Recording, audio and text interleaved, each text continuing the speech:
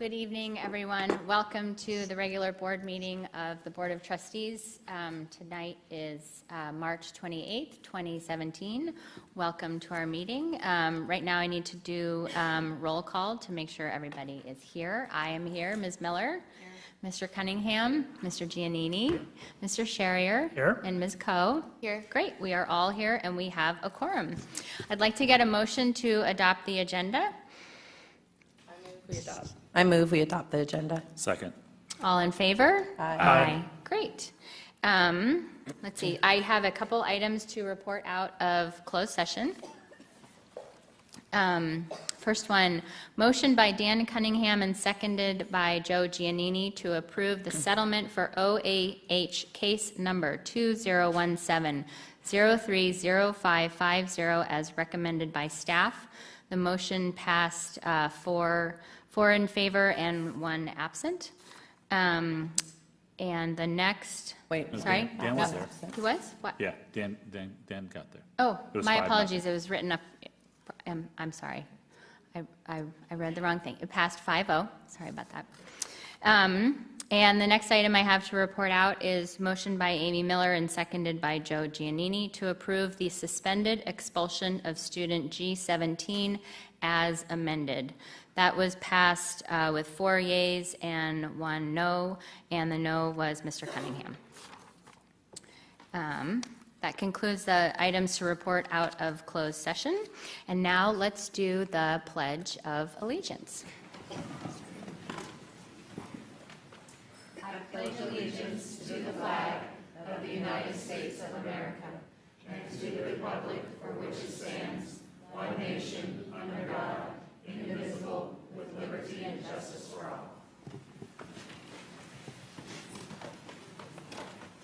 Great, thank you. Now we'll have our district mission statement read by our student rep, Ms. Coe. Our mission is to ensure that all students become lifelong learners by providing them with a rigorous and relevant education that builds resilience and prepares them for college and university or service to our country and for success in the global economy. Great, thank you. And now we will do our special recognition. And I'm going to turn this over to Dr. Boozer. Thank you very much. We have some wonderful special recognitions this evening. The first one that we're going to start with is a special recognition by the Alameda County Schools Insurance Group, and we have Kimberly Dennis here for a special presentation. She's the executive director, and she's going to be presenting us with an award for our online training program. So I'll have her come on up. Thank you for having me.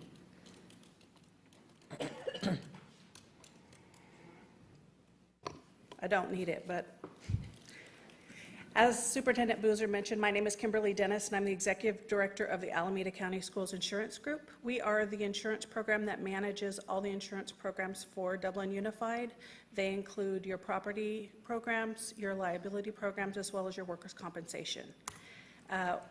Many years ago, we found that each of our member districts were having difficulty getting all the required trainings done in the workday. And so one of the things we really tried to develop was an online training program. And so we've partnered with Keenan & Associates to develop an online training program that has over 231 programs available that individuals can take at their own leisure or at the workday as long as a computer is provided. We weren't getting a lot of attention to that program, and so 3 years ago we started an incentive program, and the 10 top districts within the Northern California region with regard to usage of these programs were then awarded a $2,500 award. And where's Kevin? I have to, props to Kevin Greer. He, when he came on as the director in HR, he really embraced this program. And for the 6-month period of July 2016 to December 2016, Dublin Unified had 4,761 trainings.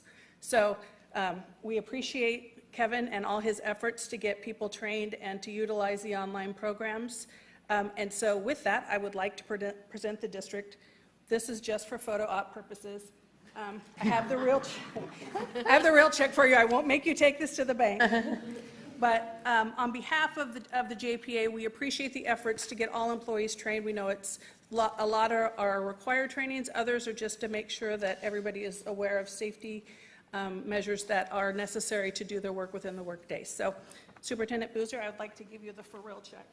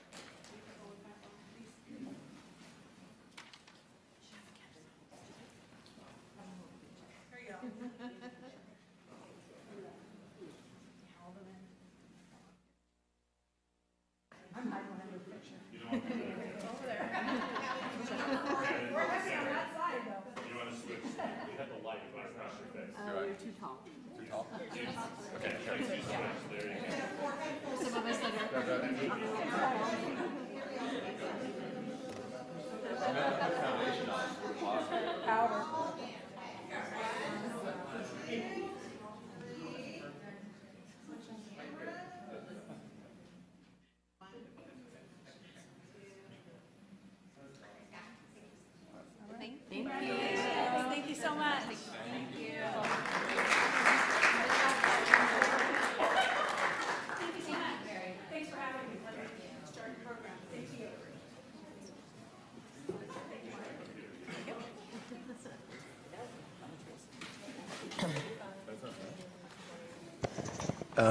I'd just like to emphasize, first of all, the great work of our team. In addition, if the minutes could reflect that the check was handed to Dr. Boozer and the board and not Dr. Greer.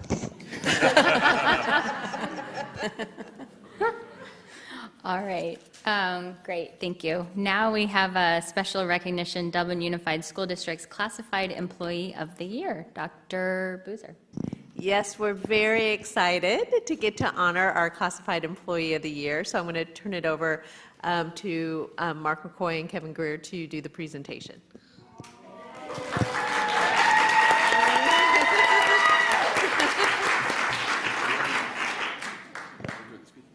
No, you are. Oh, I am? Yeah. Okay, let me grab It's me, like, who's on first?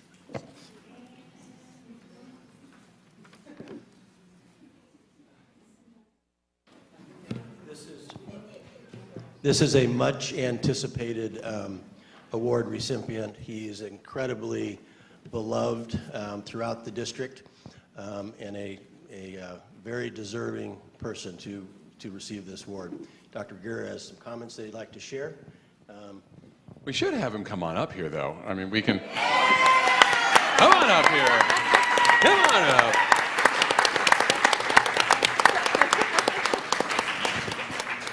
Meet the hero, it says Rick, the superhero. You can bring a fan club, that's fine. That's all allowed. All right, so we have Mr. Rick, as he's officially known on campus. Mr. Rick started with our district back, I believe, I checked all the way back in the eons of records right now. On November 9th of 2009, you officially got a position with us. I think you started just before that as a sub with us. And then in 2011, on August, that's when you blessed and graced the campus of Kolb Elementary School. Yeah. And it's never been the same since. It's only been better every time. So we know that you then were promoted to the K-5 head custodian for Kolb. In January of 2013 and in April of 2015, you received what we just did at 4 o'clock this afternoon. You were recognized as one of the district employees for the year for us, which was great. And so that was wonderful. I dug up through your old evaluations, by the way. Yeah, they were all good. It's okay. And so I found a couple of cool quotes that they had on there. One said, a huge asset at Kolb Elementary. One said he enjoys his job and is good with children. He is hardworking, organized, exhibits foresight, and acts with integrity, which I think is great too, by the way. I like the foresight of just thinking about what does that campus going to need, what does it need now, is I hear one of your biggest and strongest strengths. So I've heard from the application that your principal had submitted to us, Miss Gibson, had gone ahead and submitted it. Now that the cat's out of the bag. So a couple of things I picked up on. One was that it said, Kolb Elementary campus environment immediately is noted for its cleanliness, like just walking from the curb forward. And that's, I think, what's always important when we have our visitors for the first time, our families for the first time, especially on an elementary campus, is that feeling that they just get right off the bat when they just walk out of the car and boom, it just looks great and clean. So you're noted for that. You attend to all the staff needs in a timely manner, and that's despite how hysterical or friendly they are. And that you are fine to step up whenever you're needed. I heard that was written in here as well. And it also says that you're also seen at nearly every event at Cole Elementary School, whether it's a community event, whether it's just a school event. I mean, you are pretty much omnipresent, is what I understand. So we are very, very honored, by the way, to not only recognize you, because we have to remember, he has actually two kind of awards here. One we did the last board meeting when he was recognized in the category of maintenance and operations as the California School Employee of the Year, Dublin's nominee for the maintenance and operation recognition, which is great, and we have a wonderful certificate for that. But then on top of that, we went ahead and we instituted or brought back the Dublin Classified Employee of the Year Award. And so you are actually the first person to be on the plaque for this, which is great. And so we have that for you right here. So we have a wonderful, wonderful plaque that'll go up here. So hold that in front of you. That looks really great. All right. That'll be hung up in the district office in memorial. It'll be forever on that wall in there, and we'll continue to add people. But you right there at the very top. That is you. That is great. So. And I love the picture, by the way. I think that picture kind of says it all. I mean, you can just pick his character up right off of that photo. And so I think that's great. So we have both the certificate that will tell you that you are Dublin's Classified School Employee of the Year for 2017 for your outstanding achievement, is why you're being named there. So you have that one, too. Okay, and then you have this one that recognizes and congratulates you for, again, like we talked about, the California School Employee of the Year, which is the state recognition program in the area of maintenance and operation, which were some definite things you had to meet criteria-wise for that, so it's huge to be able to be awarded for this as well. So you get both of those, and as if that's not enough, a cute basket of flowers that he's going to have to keep together. So there you go. So congratulations again. I think the board would like to come up here and take a photo with him. And I think it looks like one of your very own students might be here to do it as well.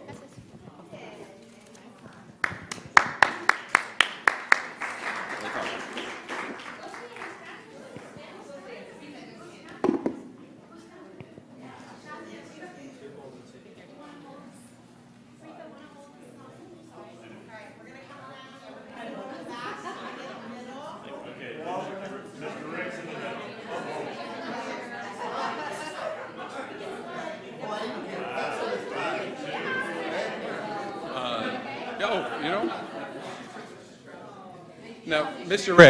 Rick, real quick, you need to introduce a few of the important people in your life, other than all the children and the staff that you work with, but I understand you brought some of the front row. So let me hand you the mic or hold it up here so you can tell us who's there. I want to thank, well, my wife is Cindy, my son Michael, my daughter Stacy, and I want to thank, we work as a team, and I want to really thank Mike Benzine back there and Brian and Tim for all they do for me. Thank you very much.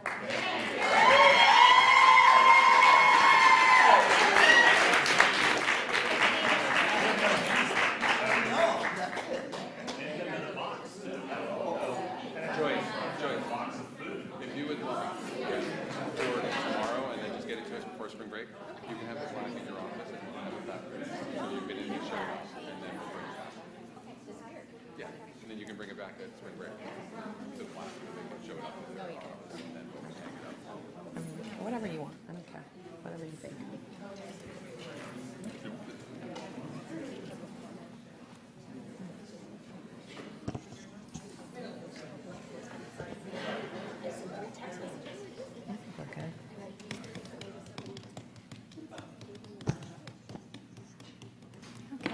great. On behalf of the board, I just want to thank Mr. Rick for all that you do. You really are a tremendous person, and we are so grateful for all that you do for our kids. I remember actually once being at your site and sitting with some of the kids, and they were talking about how they have breakfast with you. And, that just really, you share a meal with them, you make sure somebody's there for them. You do so much for the community, and it really shows. It's very much appreciated. And on behalf of the board, we just want to really thank you so much for all that you do. Thank you. Yes, and Dr. Boozer.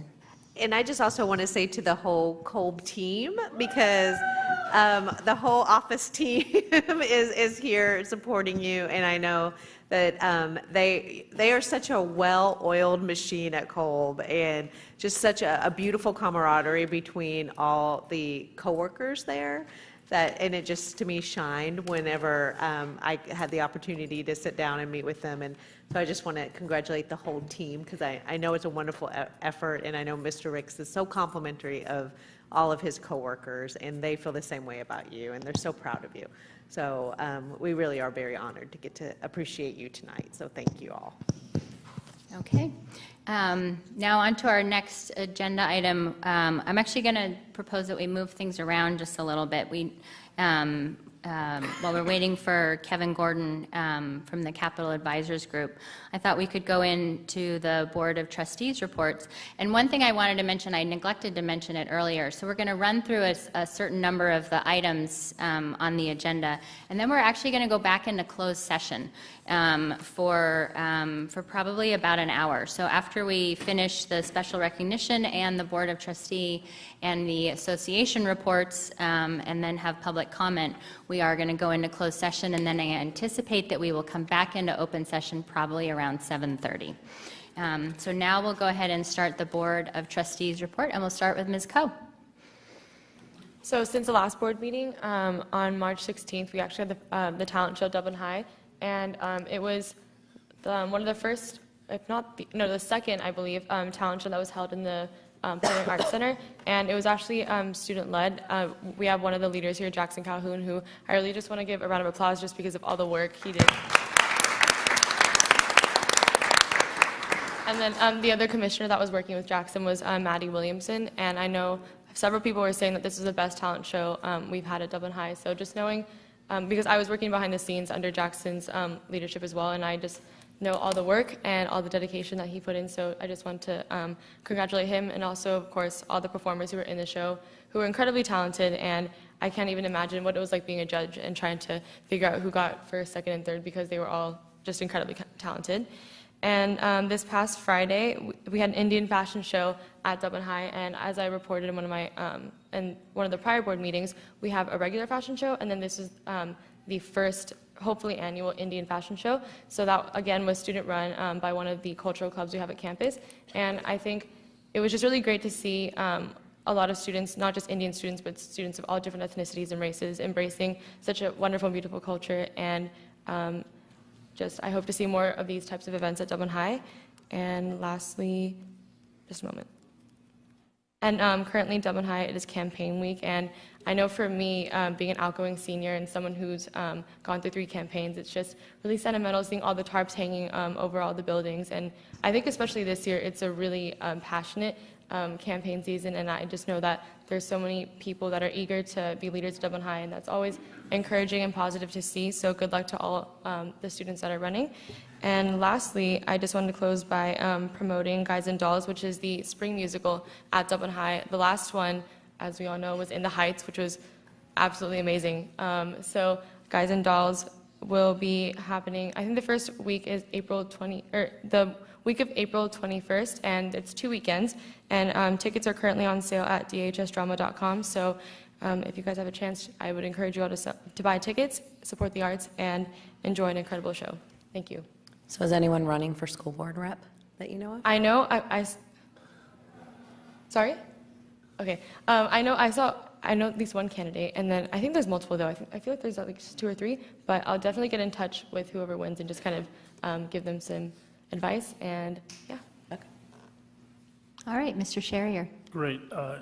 Yes, yesterday, Mrs. Miller and I went to the held these meeting and learned an update on almost all of the major projects happening around the district. I did want to mention that we had a fairly lengthy presentation on the Doherty Elementary kindergarten project, and it is looking great. I mean, the actual buildings are in, the roof's about ready to go on, windows are in place, and it's looking great. And from what I understand, they're meeting their schedule. So all very good news. Great, thank you. Mr. Giannini. I attended the Integrity in Action meeting, and they had a very successful Bolorama, which Trustee Cunningham attended and I think emceed. I think it was one of their best events they've had. Unfortunately, couldn't attend, had to work. Also attended my first Master's in Governance course one, so that's Yay. done. And our mayor was one of the instructors, which was fun, interesting. That's great. Mr. Cunningham. Well, 4 of the 5 of us did St. Patrick's Day parade, and that was a lot of fun. And we passed out candy, and Dr. Boozer was there too, and also little shamrock little bracelets. Yeah, thank you for the word. I don't usually wear those, so I couldn't remember it. But it was a great time. It was fun walking in the parade, and it was great to see everyone out there. Also attended a meeting with Dr. Boozer and Ms. Rouse with the mayor. Really, it was actually a very productive meeting. He really wanted to sit down with us and talk about how the district and the city could partner on things to just bring the city closer together. And he had some great suggestions, such as, have the city read a book, and we would sponsor certain events, and the city would sponsor certain events. So it was a great, very productive meeting, and we also talked about meeting more frequently with our liaison committee, and we were very diligent in that meeting. We set up, I think, the next 3. We set 3 meetings. Next 3 meetings, which will be great, because that's how we get things accomplished when we actually sit down and talk. We also, Mr. Giannini and I, as well as Dr. Boozer, met with the city to talk about the potential property for a school in the boulevard, which is Camp Parks, and that was a productive meeting as well. And the last thing I have is I ran the Livermore Half Marathon. I had one, and the reason I bring this up is because Ed Jackson, who is an assistant principal over at Fallon, he's in my running group, and I told him that I would beat him. And well, we crossed the finish line at the same time, and unlike Dr. Greer, who I made sure he's hung around, who I beat in a half marathon many years ago, Mr. Jackson actually bested me by about 1 minute and 11 seconds. So I have to take my hat off to him, and I said I would publicly recognize him for his great accomplishment in beating me in a race. So, but it was a great race, and I had a good time, although my legs feel like they're going to fall off today. So, so that is my report. Okay, I have a couple things. I attended Challenge Day at Dublin High School. I know they did 2 full days this year, which is great, and there was 100 kids at the one that I went to. It's a really powerful program, and I'm so grateful that the high school continues to do it, and thankful to Deep High because they help fund that program. And I know there's some kids in the room that actually attended. Hopefully you got a lot out of it. As an adult facilitator, I get as much out of it as the students do every time. And you just walk out feeling really connected. It's a really great community building experience. I did buy my Guys and Dolls tickets today. I got 6 of them. We'll be going. I also attended an important SELPA meeting, and for those who don't know, that's our Special Education Local Regional Plan program. There's 6 districts that are a part of that, and we did some really important work, actually. We passed a resolution. I won't read the whole resolution, but the resolution talks about equalizing funding for special ed because there's a legislation that was passed that mandates special education, and we know that we don't get enough funding for that. And now the governor's talking about rolling in our special ed funds into LCFF, which we do not want. And so there's a bill out, AB 312. And so our SELPA together, we really worked hard that night. I was really proud of everybody that was there. We worked hard to write a resolution, and everybody signed it from all 6 districts. And the resolution just talks about funding for special education to make sure that preschool is funded, to make sure that it's equalized, because it's really arbitrary. SELPAs all over the state just get a random amount of money. It's not based on really anything that's functional. And so hopefully the two finance guys are here, and I'm talking about financial stuff in front of them, but hopefully I summed it up pretty good, and I can send you guys the resolution if you want to see what we signed. But AB 312 is important to support. Also, I attended CSBA Legislative Action Day, and we met with Catherine Baker and her staff, and then we also met with Senator Glazer's staff. He came in for a minute, but staff, as you guys know, is extremely competent and just as good to talk to. And some of the things that we talked about, I'll just share the positions that CSBA has.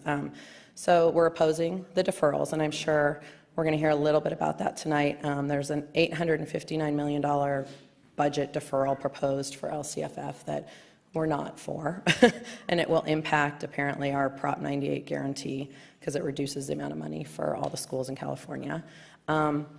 CSBA urged our legislators to support the CSBA-sponsored SB 527, which would establish a COLA for home-to-school transportation. Probably doesn't impact us much, but it's the one program they're talking about that doesn't really receive a COLA. We talked a lot about pensions. That was a big discussion, and obviously, CSBA is for more money from the state to help us with the impact that CalPERS and CalSTRS is going to have on us. It's going to more than triple over a 10-year period. It's going to end up costing like $1,600 per student by 2024. And the last one is SB 51, which is, or SB 751, which is like the new 799. It's the bill to not repeal the cap on reserves, which is how it all started, because we know that's not going to happen. So now it's basically to say, give us a reserve that we can live with if the trigger gets pulled. And so it seems reasonable to me, and CSBA is supporting it, and I think we should support it. And maybe that's something we can even talk about having a resolution about, because we all feel really strongly that having local control means controlling our own reserve too. And I actually got a packet. I could only steal one extra one, so I gave it to Megan. But if anybody's interested in this stuff, I have a lot of documentation. I can copy it and give it to you if you want to read more about it. And then finally, like Mr. Sherrier said, I attended the Facilities Committee meeting. We talked a lot about the DHS Engineering and Science Project, which is going to come tonight in a separate report, so I won't go over that. We talked about the pool demolition, and at some point we're going to have a conversation about what does it look like, what do we do with that land. We talked about the Fallon Middle School shade structures. There's two shade structures going up at Fallon Middle School. We talked about potential interim housing at Murray Elementary School, because as you guys know, our K-8 needs are pretty much stronger than any other need we have right now. And then we talked about, there's one other thing, Jordan Ranch School, and that the classrooms will likely be ready by fall 2018, which is our goal, but some of the other major components of the building structures may not be quite ready at that time, which we all knew, but I just think it's important to keep saying. We'll still be able to house students there, but we know maybe like things kind of come online as the year goes on. So that's my report. Okay, thank you. My report, I also attended the St. Patrick's Day Parade and the festival. I love that event. I think that almost everybody in Dublin is either in the parade or watching the parade or at the festival, and so that was a lot of fun. I had an opportunity to visit the Dublin High School campus and see some of the science programs and have a chance to talk with science teachers, and that was just really great to hear more about the programs and all the amazing work that they're doing for our students over there. I attended the middle school wrestling end of the season championship league match, which was a long name for a long day, but it was a really great season. And one of the things that I thought was really great about it is, you know, the two middle schools that we have, Fallon and Wells, they practice together. So although they compete as different teams sometimes, they do all of their practicing together, and they're really like one big team. And so it was a really neat way to see how we bring the middle schools together, how we bring those kids together. It's under the direction of Coach Mike Lemus, who we know coaches at the high school. He has a whole bunch of coaches that help him also. And it's just a really great program, and actually the teams took away a number of trophies, and two that really stuck out in my mind. The Fallon Middle School girls won an enormous trophy for their for their performance at that wrestling meet. And then the Wells Middle School boys, 6th grade boys, also won a large trophy. And I can't remember whether it was 29 years or 39 years, but that is as long as it's been since the last time we took home a trophy that large for middle school wrestling. So it was like a really big deal, and the whole team was excited and the coaches were excited. So it was a lot of fun. And then I had an opportunity to go to Valley High School. I was actually there today for Gear Up, which is a program that is sponsored by DPI, one of the great things that DPI does for our schools and our community. And I had a chance to sit down with the students enrolled in the Gear Up program, and these are students who are, learning about careers and learning about different opportunities, and also gaining life skills that they need as they go out into the world. And so I had the opportunity to talk to them about personal finance, more from the personal side as opposed to what kind of careers there were out there. But these students are amazing, and they absolutely made my day. And it's a really great program, and I'm grateful for the opportunity to participate in that once a year. And that concludes my report. I think now we'll do the report from Dublin Teachers Association. No report. And how about CSEA? No report. Okay. And so now I think we will go back to the third item from F. We will do our special presentation. We have Kevin Gordon from Capital Advisors Group, as well as Jack O'Connell. So thank you and welcome. Well, it's good to be with you, Board President, trustees, and Dr. Boozer.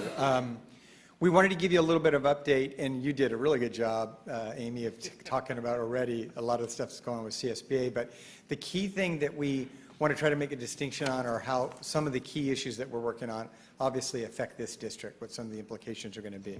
So we're going to talk a little bit about that. Jack first is going to go talk a little bit about the significance of the November election in terms of its implications on finance in particular, but a little bit of the politics that'll kind of establish a little backdrop for me to then cover kind of a little bit of an update. And we don't intend to take more than about 15, 20 minutes maximum. And then if you guys have questions, it's however long you want to keep us up here asking questions.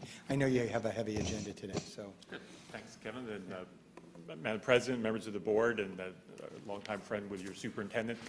Just quickly wanted to retrospective to see how we are, where we are today with respect to the November election. Folks in Sacramento, the pro-education community, are still taking their victory lap. And it's due to a variety of reasons. The passage of Prop 51, the school bond measure, $9 billion, $3 billion for modernization, $3 billion for new construction, $2 billion for our friends in community college, $500 million for charter schools, and $500 million for career technical education. Right now, there's a claim for about $2.5 billion of that $9 billion. So it certainly behooves school districts to quickly get in line for that money as well. And then coupled with that was the passage of Prop 55, which is on the operational side. That really extends and continues Prop 30 that the governor placed on the ballot in 2012, although he didn't really oppose or support either 51. He opposed 51, and he remained neutral on 55. 55 passed. That continues until the year 2030. The higher tax brackets in California state income tax, that'll generate roughly $7, $8, $9 billion. This year, the governor's proposed $124 billion general fund budget. So as you can see, that's roughly, about 6.5% more revenue coming into the state. The way Prop 98 works, we get basically 40% of that. And so that obviously is very helpful.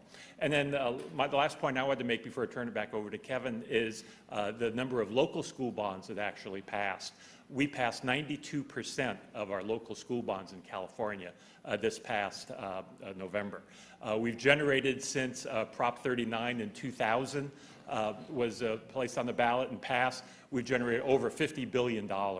I actually spearheaded that effort on the 55%. It was my measure. So it's something that I'm very pleased with, that we've been able to meet the needs. And this district has done a very good job in terms of providing the facilities for your students so that they really do have the opportunity to learn in modern state-of-the-art facilities. So great job on the school facilities, and keep your eyes on that Prop 51 state bond money that's there right now. Great. Thanks, Jack. So the challenge for this district in particular is even though it's good news that that bond passed and there's a lot of competition for those dollars, and right off the bat, because we were already in a hole that we're digging out of, there's a challenge on kind of what the dollars are that remain, and then the fact that it was 10 years since we passed a statewide bond. So it's just a lot of pent-up demand. So it's going to be a very competitive environment. One of the things that's going to be a challenge, obviously, for this district is going to be trying to figure out how to maintain investments in local community, in school facilities that the communities become accustomed to, and how do you do that? And one of the things that's a reality check for the community, there's a big burden on you guys as a board, but it's really important to underscore with the community, is that you can build what you can build because of what you're given in terms of resources by the state and the community combined. So when one half of that isn't what it ought to be, you have tough choices. It's about, do you house these kids or not? And you don't have that decision. You got to house them. So it's a question about how do you be as innovative as you can about making sure you're making choices that are classrooms and that sort of thing that reflect the priorities of the community. When you've got the kind of caliber of facilities that you've got in this community, there might not be the resources we're here to tell you that the state will look upon in terms of the expenditures on a per kid basis or square footage basis in what you're investing. So that's going to be a challenge, and we're going to have to work all through that. The district's going to have to obviously position itself to be very competitive relative to drawing down its share of the money, and it's all about sort of navigating that pretty complex process up in Sacramento. And so that's one of the things. Now, when it comes to the general fund budget and some of the issues that were mentioned earlier about sort of CSBA's advocacy, there's a couple of things that are going on. One is that we have a forecast that's a little different than where the governor's at in terms of revenue. We believe the revenue will very, very likely come in perhaps as big as $1 billion more than where the governor will end up by the May revision. But the fundamental message that we've been trying to share and underscore to governing boards and our friends in labor is that if that money materializes, almost all of it ends up, in fact, virtually all of it ends up getting sucked up in the STRS PERS increases that you have as a district. That the good news is there may be more revenue. The bad news is it'll only be enough to pay for the obligations you guys have year over year as an increase in STRS and PERS, and almost nothing more. So that's part of the challenge. You add to that the fact that this district gets less fundamentally than a lot of other districts because you simply don't have the demographics that generates the extra money under supplemental concentration grant, and it puts you at a disadvantage there. So it's about sort of looking at ways that will benefit you the most in the budget environment, and one of those options will be the advocacy that you guys put forward on one-time money. So let's just say the $1 billion shows up. If the $1 billion ends up materializing, the governor will have choices. He can either ignore it completely, and if he ignores it completely and insists on a budget that actually doesn't recognize the revenue even though it's coming in, it'll manifest itself next year as one-time money.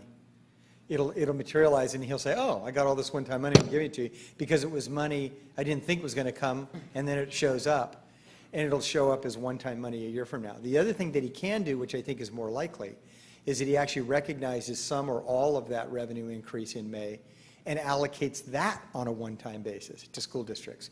The thinking there is that he would allocate it one time so that in effect in the succeeding 12 months, if we hit a bump in the road from an economic standpoint, then he's only committed the money one time and he doesn't end up being accused of cutting schools in the following fiscal year. The third option that he has is to recognize it as ongoing revenue, which is what, in most likely, the legislative analyst is going to be in that posture. They think there'll be more money and they think it's going to be ongoing money. The governor embraces it. I think it's unlikely, but he embraces it and he allocates all of it to closing the LCFF gap that still exists. And if he does it, it gets him almost to 99% closure on LCFF.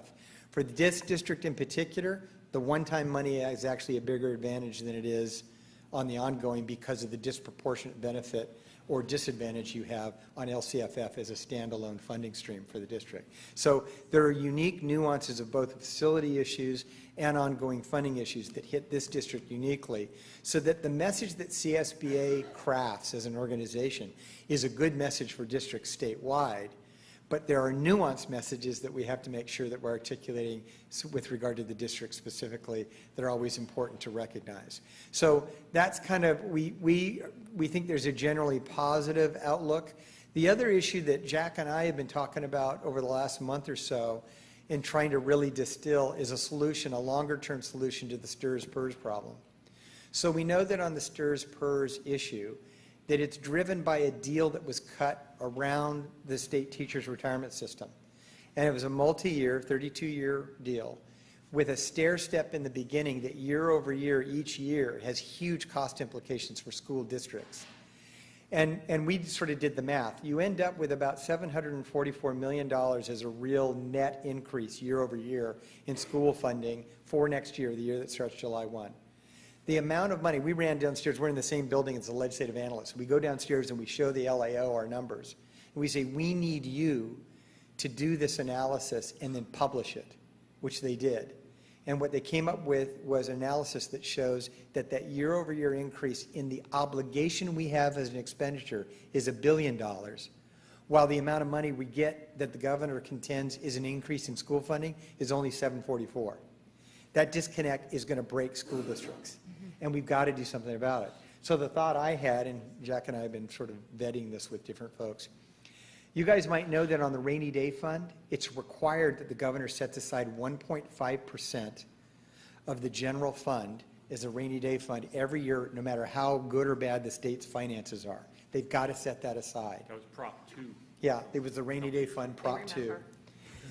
You set it aside, and half of it goes into reserve, half of it goes to long-term debt of the state. Well, it stops. That 1.5 requirement stops as soon as the state gets to 10% reserve. So on a $122.5 billion budget, we're almost there. We're probably within a year or so of hitting that 10%. What our idea is that you don't stop setting aside the 1.5. You then shift, as soon as you get the reserve to where it needs to be, you continue moving the 1.5% out of the general fund every year, except 100% of that dollar amount, once you get the reserve filled up, goes to long-term unfunded obligation of the pension systems. So you're removing it from the Prop 98 and the LCFF dynamic that are meant for very specific things. And let me give you the example. So we're in a meeting, and the LAO says, by the way, not every school district's going to go, the good news is not every school district's going to go broke because of the STRS and PERS piece. And the reason why, he says, is because of the number of districts that get so much in supplemental concentration grant money, they're going to be better off. And I kept thinking, what he said has implications for this district, and it has implications for the districts that get that money too. Because if you're the district that's receiving the extra money, you're getting it for a reason, and it's not to pay off the STRS deal that they cut 2 years ago. It's actually supposed to go to kids. And then in a district like this, the base should be set at a level that's actually decent enough for us to open our doors and offer a quality education for every child, right? And then don't begrudge the idea we give extra money for kids in poverty or English language learners if it really is supplemental, if it really is an add-on. Right now what's happening is that those districts basically have a decent base when they count all their money, and districts like this can't make it on the base that you have. So it's going to really require, whether it's the STRS PERS piece or overall general advocacy, for us to get a lot more aggressive in the advocacy we're doing in Sacramento to point this out. And one of the things I like to say to our friends in labor, our teachers, our classified friends, and Jack's been a leader that's been recognized by both the major, 3 of the major unions in the state over the years, is that some of them are standing back on this issue because the teachers' piece got negotiated in there is in the single digits. They got a little bit of an increase. But the real burden is on the school districts, on the employer. And what they're thinking is they got their deal and that the employer share is not their problem. If they think that's not their problem, they need to think again. Because when districts like this one and districts all across the state are not just flat, but cutting, it affects everybody. And so I see an opportunity for us to flip the dynamic we've had for too many years, which is management and labor beating each other up with. Legislature loves that when we're attacking each other, that we stand together and say, you got to fix this so it's not coming out of the education of our kids, and we can actually give the raises we should be giving. I mean, after a decade of what we did, it's not your fault that you don't have the revenue to do what you want to do. It's the folks up in Sacramento, and we gotta make a difference. Mention So, the UC precedents for using why this don't you fund. go ahead and point that out? There's a precedence for Kevin's plan here, and some people in Sacramento are actually calling it the Gordon Plan, to use that 1.5% for STRS and PERS relief. You might remember about 2 years ago, the UC folks were going to increase fees on students significantly. Janet Napolitano was kind of leading the charge and said, to keep the budget balance, we need this additional revenue. Governor Brown had campaigned on the passage of Prop 30. With Prop 30 passes, we're going to keep the fees flat. And so the compromise was, where can we find some more money? So they actually tapped into it was $90 million is my recollection, for this PERS money, so that the PERS money, it was earmarked for UC, could be used for ongoing operations of UC. And that's how they avoided 2 years ago increasing fees. So there's actually precedence for using this fund. Yeah. So it'll be a little bit of an uphill battle, but we need to articulate it. So I think we'll just stop there and see if you guys had any particular questions or anything that's on your mind, or. Does the board have any questions? Whoops. Well, I just have one. So this idea of the 1.5% beyond the 10% on the rainy day fund, is that going to turn into legislation? Like, how does that work? It would either be a bill, but much more likely it would be trailer bill language that it would go through. And the real question is, people have raised with me, is do we need to do, Prop 2 got there as a result of a constitutional amendment. But as Jack pointed out, because of what they did with higher ed, with the UC system in particular, and actually they've done it with community colleges as well, we think it's all doable by statute rather than any kind of a ballot measure or constitutional measure. So that means it's something they could actually implement sooner than later if it caught sort of the imagination. Now, the governor's a very, very tight fiscal disciplinarian, right? And so to the extent we can show him this is not about eroding his reserve. This is, in fact, in some ways, it complements his own fiscal behavior, which says if putting aside 1.5% of the general fund is a good idea for the fiscal solvency of the state long term, why wouldn't you continue doing it? I'm not competing for money that's going to something else. We're simply wanting to earmark that behavior of saving for something really vitally important. And we should have a lot of other folks on our side, cities, counties, special districts, everybody that depends on PERS should want this to be outside of the normal funding. When it's in Prop 98 or it's in the LCF dynamic, it's a zero-sum game for us. It comes right out of what we spend on kids. And it's just not right when what the challenge is the unfunded liability. Once we get 32 years from now and we have a system that we get out from underneath that problem that was unfunded, they do think, and I think this is right, that as a public policy standpoint, we as districts, along with our employees, ought to 100% fund the system. The problem is what's choking us in the short run is digging out of the hole that we're in. It's somewhere between $75 and $100 billion problem that they're trying to dig out from underneath, but they're putting it all on school districts. So my last question Kevin about that. It's a 32-year solution, so if you can just get to the year 2046, we'll be fine. Yeah, we'll still be sitting here now. So then my only other question on that is, has he made any comments about that? Has he said anything about what happens after he gets to the 10 million or the 10 billion or whatever you said it was, 10%, sorry, in his rainy day fund? No, they have not. Conversation? I think they just assume it'll be more play money for Sacramento. What we'd like it to do is focus on these long-term debts. Yeah. That's a great What idea. makes it attractive, and Kevin touched on it, and I know you enjoy a close working relationship with the city, and cities would benefit from this, is the way we envision it, counties, special districts, UC, CSU, and what's attractive, particularly attractive for K-12 community, this would be outside Prop 98, so it wouldn't touch any of the money that goes towards these vital programs that have been shortchanged, frankly. Great. Okay, thank you. Mr. Giannini, did you have a question? I was just going to ask, is there any word on when he's actually going to issue the bonds for schools for construction? Yeah, good question. And if he does issue it, is he going to start paying back what he already owes? Yeah, really, really good question. We were real nervous about the governor's, given that he was opposed to the bond, what his behavior would be. Jack knows him extremely well. We're on a first-name basis. He calls me Jack. I call him Governor. We're looking at the fall. It'll be a little over $500 million. And H.D. Palmer, the #2 guy in finance, that's a quote from him. So that it's going to be a little over $500 million. The bonds that are going out for sale. His disposition is usually once the voters are spoken, Yeah. he usually will follow it reluctantly, but he'll follow The it. best example is Prop 13, 1978.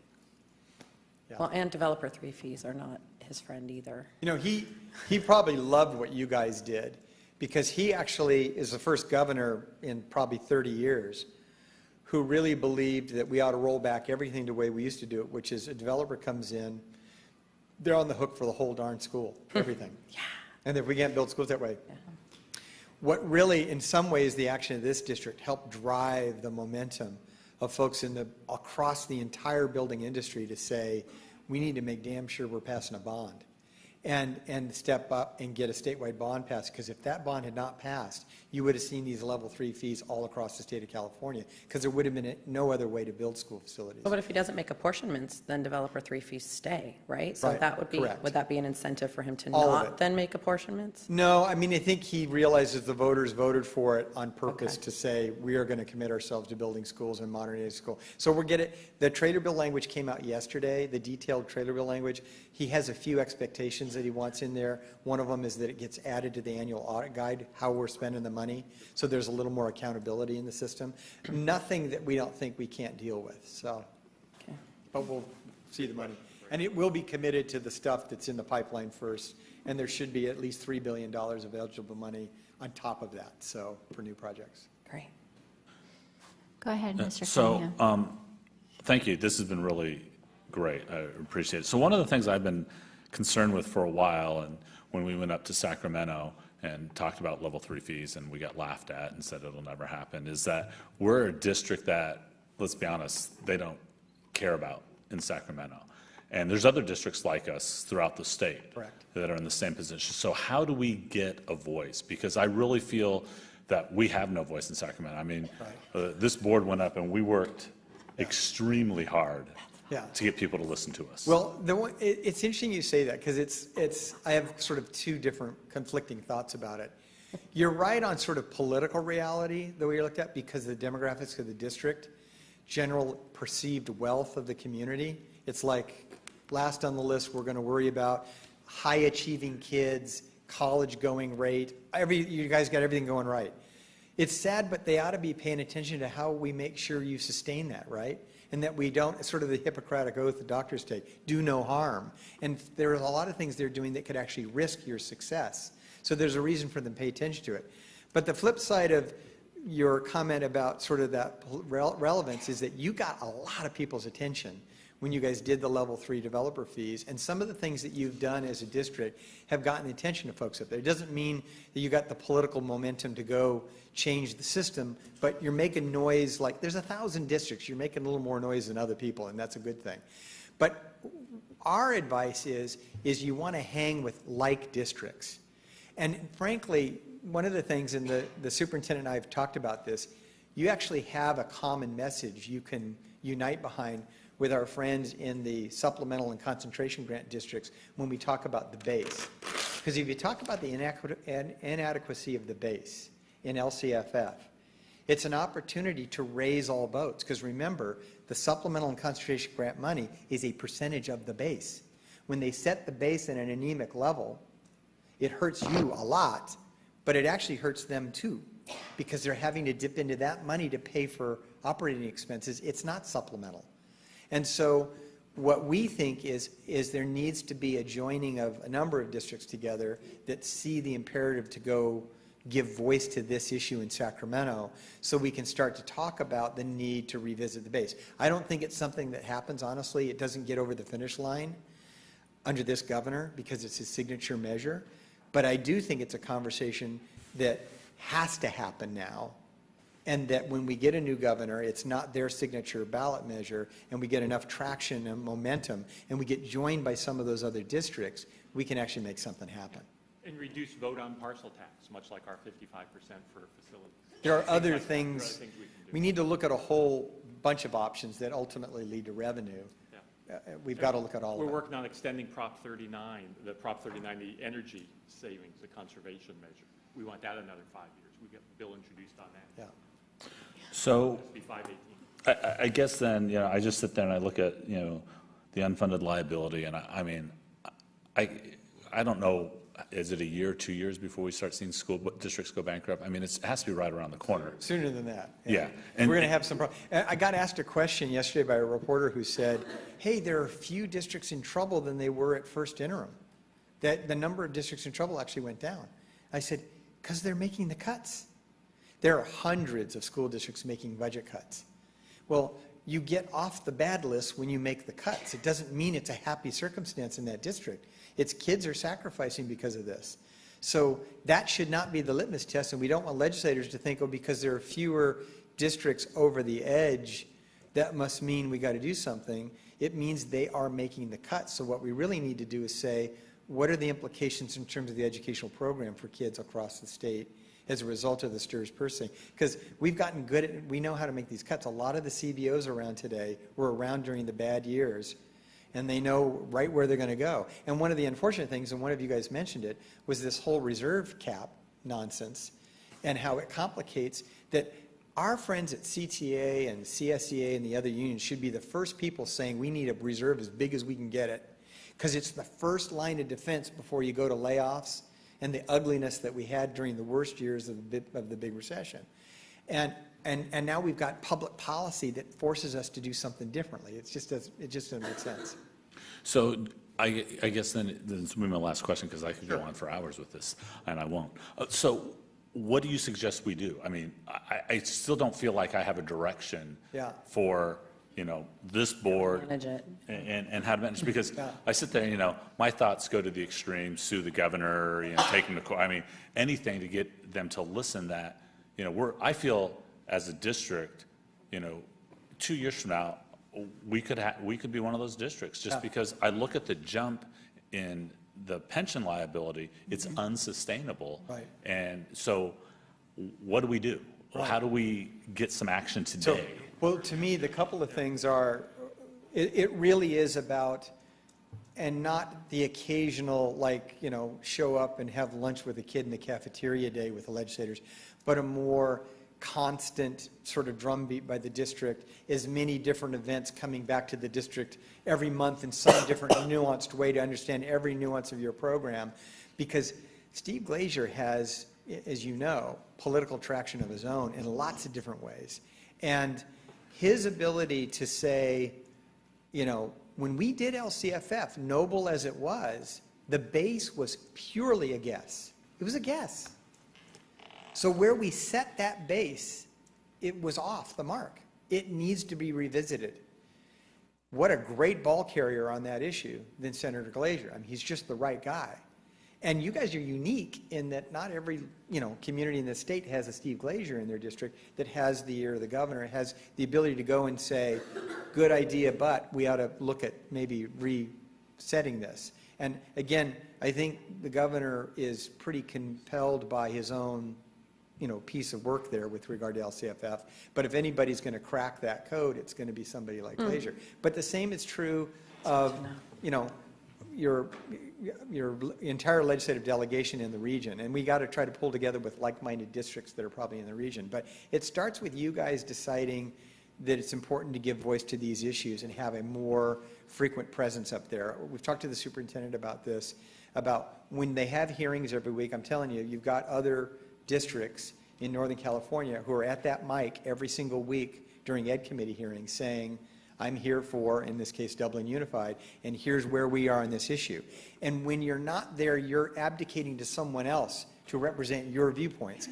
And while we love CSBA and AXA and the statewide organizations, remember, they can only advocate on issues that treat everybody the same. They're not going to get into the nuanced differences of one district versus another, and that's why districts end up having us do work. So we just need direction then. We just need direction on that, because I think all So of us are willing to be there. We're having conversations with the superintendent about how do we do more, how do we engage more. So I think all of you are focused on the right thing. Great, thank you. I really appreciate it. Yeah. Thank you. Our pleasure. Yeah, absolutely. Any other questions?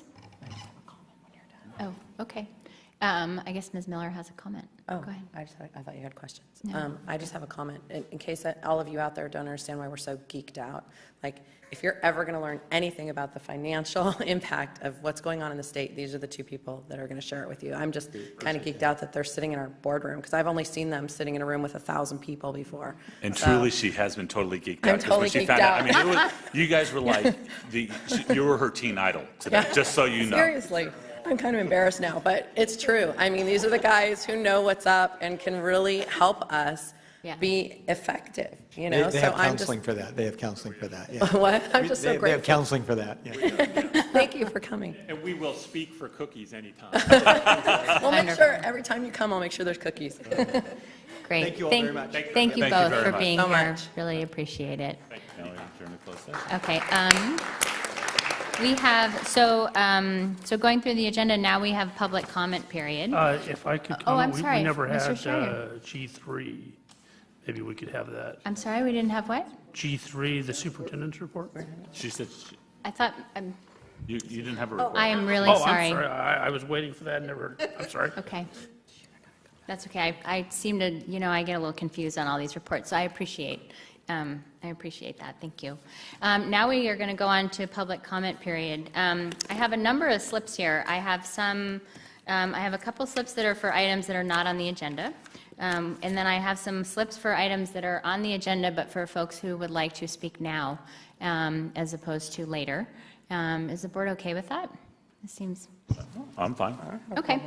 And then looking at the numbers, so far we are 11, and I would anticipate that we'll probably have a number before that, before the night is over. So in terms of the amount of time, in general, the board recognizes that the best practice is to make decisions before 10 p.m. So we do want to still be mindful of that. And also I think are supposed to go back into our closed session. But in terms of, what do you guys think in terms of the amount of time for speakers? Should we go with 2 minutes? Does that seem reasonable? Minutes is Okay, so we'll go, If I could just point out. Yes. 11 times 2 is 22, and it's already quarter till, and we've kind of promised the public to be back by 7:30 from closed session. What's the minimum time, Dr. Boozer, you think we need for the closed session, for the part that really matters, and we can always go back later? I'd probably recommend that we need at least 30 minutes. So we won't be coming back to open session then until close to 8, which I guess if we're okay with, we're okay with. I mean, I think the time we put is an estimated time. We won't. It is. Yeah, we won't start It's before approximate. that. So we I can, was just saying, we can always be later. I'd rather not make people wait all Okay. night for us to come back if they want to Sounds good. speak now, too. okay. All right, so we'll go with the slips that I have for right now. And So and? can I ask, Yes. what are we doing? At what point do we cut the speaker slips off? Because we've talked about that in the past. I think for right now, since this is the public comment period and these are items not on the agenda, I would propose I go with the ones that I have in my hand. And then when anything- we have agenda items later, there will be another Okay. opportunity Okay. for people to put their speaker slips in. Is that okay? But you do have some that are on an agenda item later, too. But But that's they fine, want- because you have yeah. them I already. do, and those Okay. people have asked to speak, and so I was going to let them speak, and I also have items that are not on the agenda. Okay, that um, sounds fine. Which would certainly be the place for now. Okay, all right, so we are going to go with 2 minutes, and Wait, okay, we are definitely okay with 2 minutes? Yeah.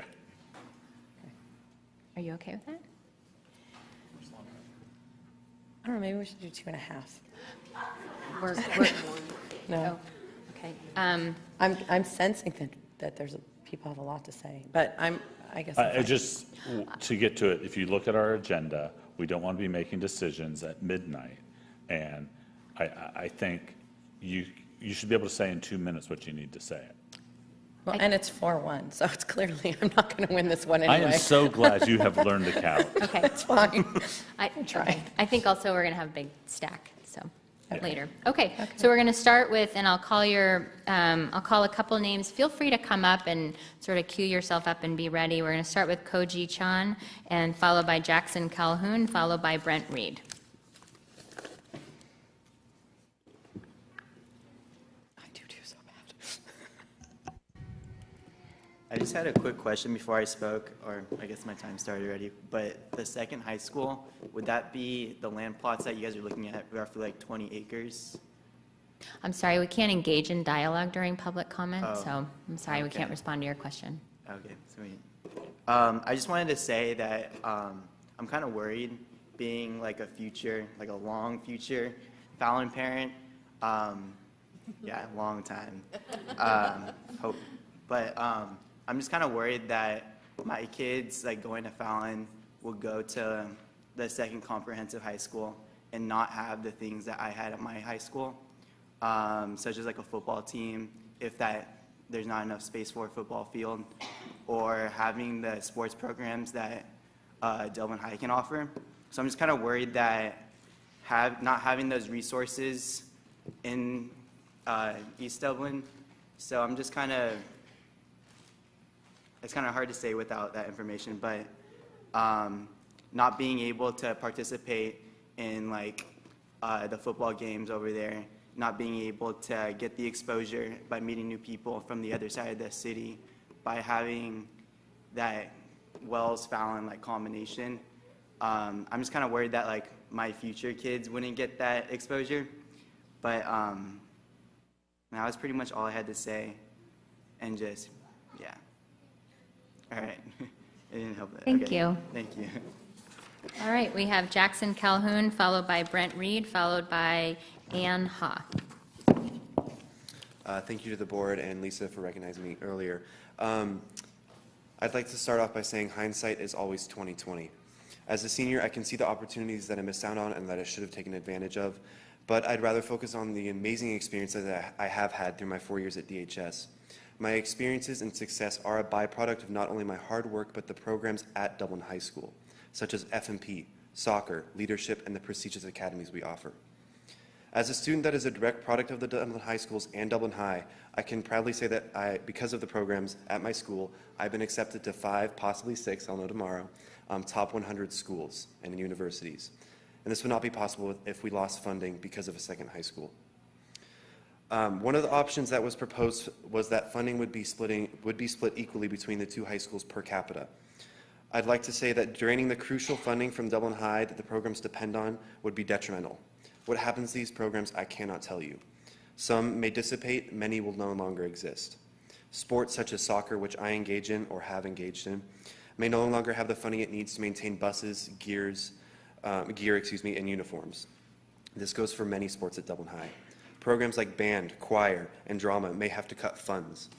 We still have a lot of programs that are still in their infancy, such as our amazing academies, biomedical, engineering, and culinary. If we take funding away from them, I fear that we may lose these programs altogether. I'd like to especially talk about F&P, for which I stand as a mentor and a board member. I offer an olive branch to the community to come and visit F&P so that they know what we are all about and why it is so crucial for the freshman class. I'd like to thank the board for their time, and I will close my statement by saying that I believe creating a second high school will be a detriment to this community, and in turn no longer see students like me who are pursuing their dreams for years to come. Remember, hindsight is always 20/20. Thank you. Thank you. Now we'll have Brent Reed, followed by Ann Ha, followed by Sahil Shangle. Good evening. My name is Brent Reed. I grew up in Dublin. I attended Nielsen, Wells, and Dublin High School. I graduated in 2010.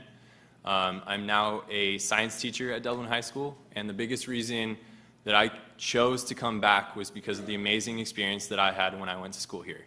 I love the culture and the unity at DHS, as well as the commitment from this community for making the schools in Dublin great for each and every student. I feel that we need the third story of the science and engineering building. I recognize the growth in Dublin. I have lived through it. When I started at Dublin High School as a student back in 2006, there were less than 1,500 students at the school. Now there are about 2,500. And within the next few years, there could be as many as 4,000 or more.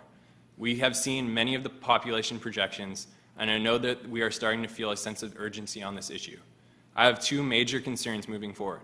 I'm afraid that without a third story on the science and engineering building, Dublin High will be set up to improperly accommodate the growing population both in the short term and in the long term.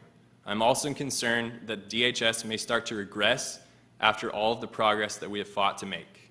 A second high school is years down the road, and there's no guarantee that we will continue to get the bond money required to build a school on par with the high expectations already set at Dublin High. A third story on the science and engineering building is not reckless or extravagant. It is necessary to guarantee a proper education for all students. Lastly, on a personal note, I attended Wells Middle School in 6th and 7th grade when it was the only middle school in Dublin, and when Fallon opened up in 2005, many of my friends were forced to go to the new school. The culture at Wells changed, and there was an us against them mentality created at the middle school level. DHS has remained a united and deeply prideful community that brings all of Dublin together. I would hate for this to change. Thank you. Now we have Ann Ha, followed by Sahil Shangle, and then David Burrows. Good evening. My name is Ann Ha. I was born and raised in San Ramon, and now I am a current resident in the city of Dublin. I am a proud member of Dublin High School's Science Department and the assistant coach for girls varsity basketball. I'm here today to speak about the three-story science and engineering building and my concerns about the possible second high school in Dublin. First, as a resident in the Dublin community, I'm afraid that in the upcoming elections, our community won't continue to pass the bonds that are needed to provide our district with money to build a second high school. That is why we need a safety net, a plan B, a three-story science and engineering building. Second, building a second high school in the Dublin community will lead to split resources, which will most likely cause the quality of education to drop for all, both for East and West Dublin students. Extracurricular activities, including athletics, will be hit the hardest. Matching the facilities and standards set at DHS will almost be impossible to replicate. As a teacher and coach, I am on the front lines and talk to the students every day. Hearing from what they have to say students love Dublin High School no matter which side of town they come from. It seems to me that most vocal voices that are being heard are the parents who have younger children attending school in East Dublin. These parents have not had the privilege of experiencing the Gael culture.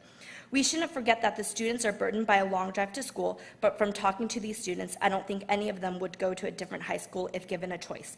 There is a huge amount of pride in Dublin and going to Dublin High. Lastly, I would like to thank the board on behalf of the science department for taking the time to experience a day in the life as a science teacher. As you may have seen, it is very difficult to accommodate 17 teachers in only 11 lab-based science classrooms. The addition of a third story will not only alleviate the pressure of growth, but it will also allow students to take multiple science classes. This is needed due to the requirements of the next-gen science standards.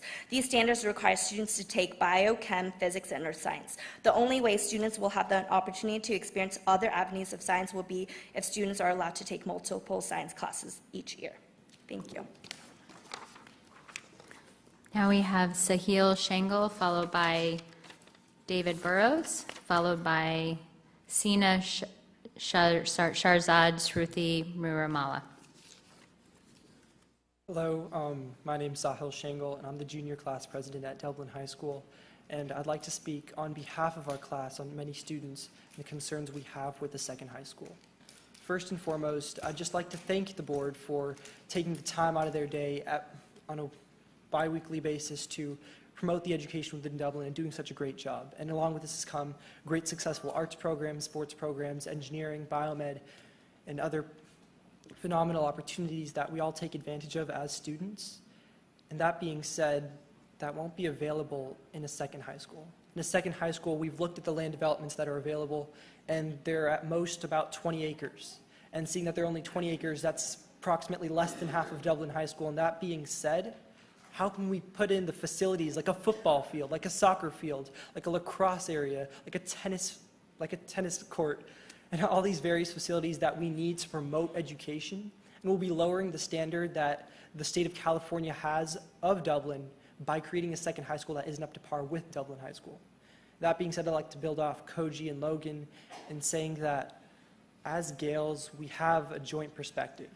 We look at each other with a sense of community and joint involvement, and we're all together. We step away from the whole Fallon versus Wells, and we come together in one high school. So if you're going to do anything, I ask that it's a satellite high school at the very least, so that it's an extension of Dublin High. Students can still participate in sports programs, engineering academies, biomed academies, and more. We need to make sure that whatever we do isn't separating our community. We're all in this together, And that being said, it's important that we take that into consideration when we're providing the opportunities to students who live on the east side, making sure that it's the same, if not better, than the opportunities currently given to Dublin High School students. Thank you. Thank you. We have David Burrows, followed by Sina Sharzad and Shruti Mukamala. It's good to be back here. Thanks for being here, board members. I live on the east side of Dublin. I had a conversation with one of the board members back in February during a meeting break, and I called that side, the side east of Camp Parks, East Dublin, and he corrected me and said, "There's no such thing as East Dublin. It's just Dublin." And I understand that, but I think that many of the residents that live where I live don't feel the same way. And why do they feel that way? Why do they feel like their needs are not being addressed, recognized? It was a year ago, March 3rd, 2016, when this board voted to build a comprehensive second high school. What progress has been made? I hope the board is aware of the hundreds of signatures on petitions that recur with some frequency, asking for action. We can't ignore demographics. The fact of the matter is, your own demographic reports show that we need a high school that accommodates at least 2,000 students, and we should plan for more.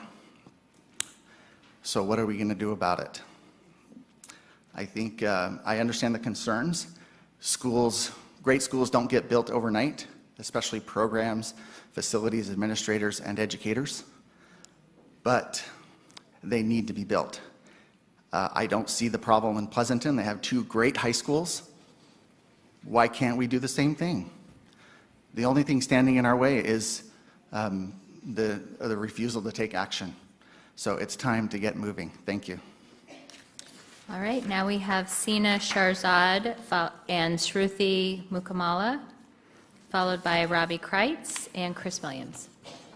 With your permission, board, we would like to ask for a 3-minute period for both of us to speak. Is that okay with the board? So you guys filled out one slip, so I'm a little confused. We were under the assumption that we'd get 3 minutes to speak. So. Oh, total. Oh, yeah. Okay. Yeah. Yeah, okay. That's okay. Okay, thank you. Esteemed board, Sina and I have watched Dublin grow as a city since we were little. I've lived in Dublin since I was 4 years old, and Sina since he was in 3rd grade. While elders began to bring up the issue of overcrowding at Fallon, our middle school selves waited for the next rivalry game against our own brothers and community, the students from Wells Middle School. As Mustangs, we labeled the Roadrunners as the West, and the other side labeled us as the East. Attending Dublin High changed perceptions and viewpoints of both sides. Those who were once told to play their hardest against one another were now told to work together. We were now proud of being a Gael, and more importantly, a citizen of Dublin. And personally, the most proudest that I have felt as a part of an organization or a group was when I cheered at a Dublin basketball game or rooted for a robotics team as it represented our city in Worlds. The idea of creating 2 high schools couldn't be better represented than 2 incomplete puzzles, where one side depicts a flower and the other a bee. Yes, both sides create a standalone picture with its own characteristics and qualities, but they are still incomplete parts. There is still room for improvement, room to be better. But it is when these 2 incomplete puzzles are put together with their differences that the bee could feed on the nectar in the flower and over the course of time impact the world. And if this impact is all that we want, by embracing our differences either racially, politically, economically, or socially with the ultimate goal of success, by piecing ourselves together to a perfect picture of academics and learning, then why are we even thinking of a second high school? We should continue feeding love into our community's pride and cultural center, Dublin High. We know we are stronger together.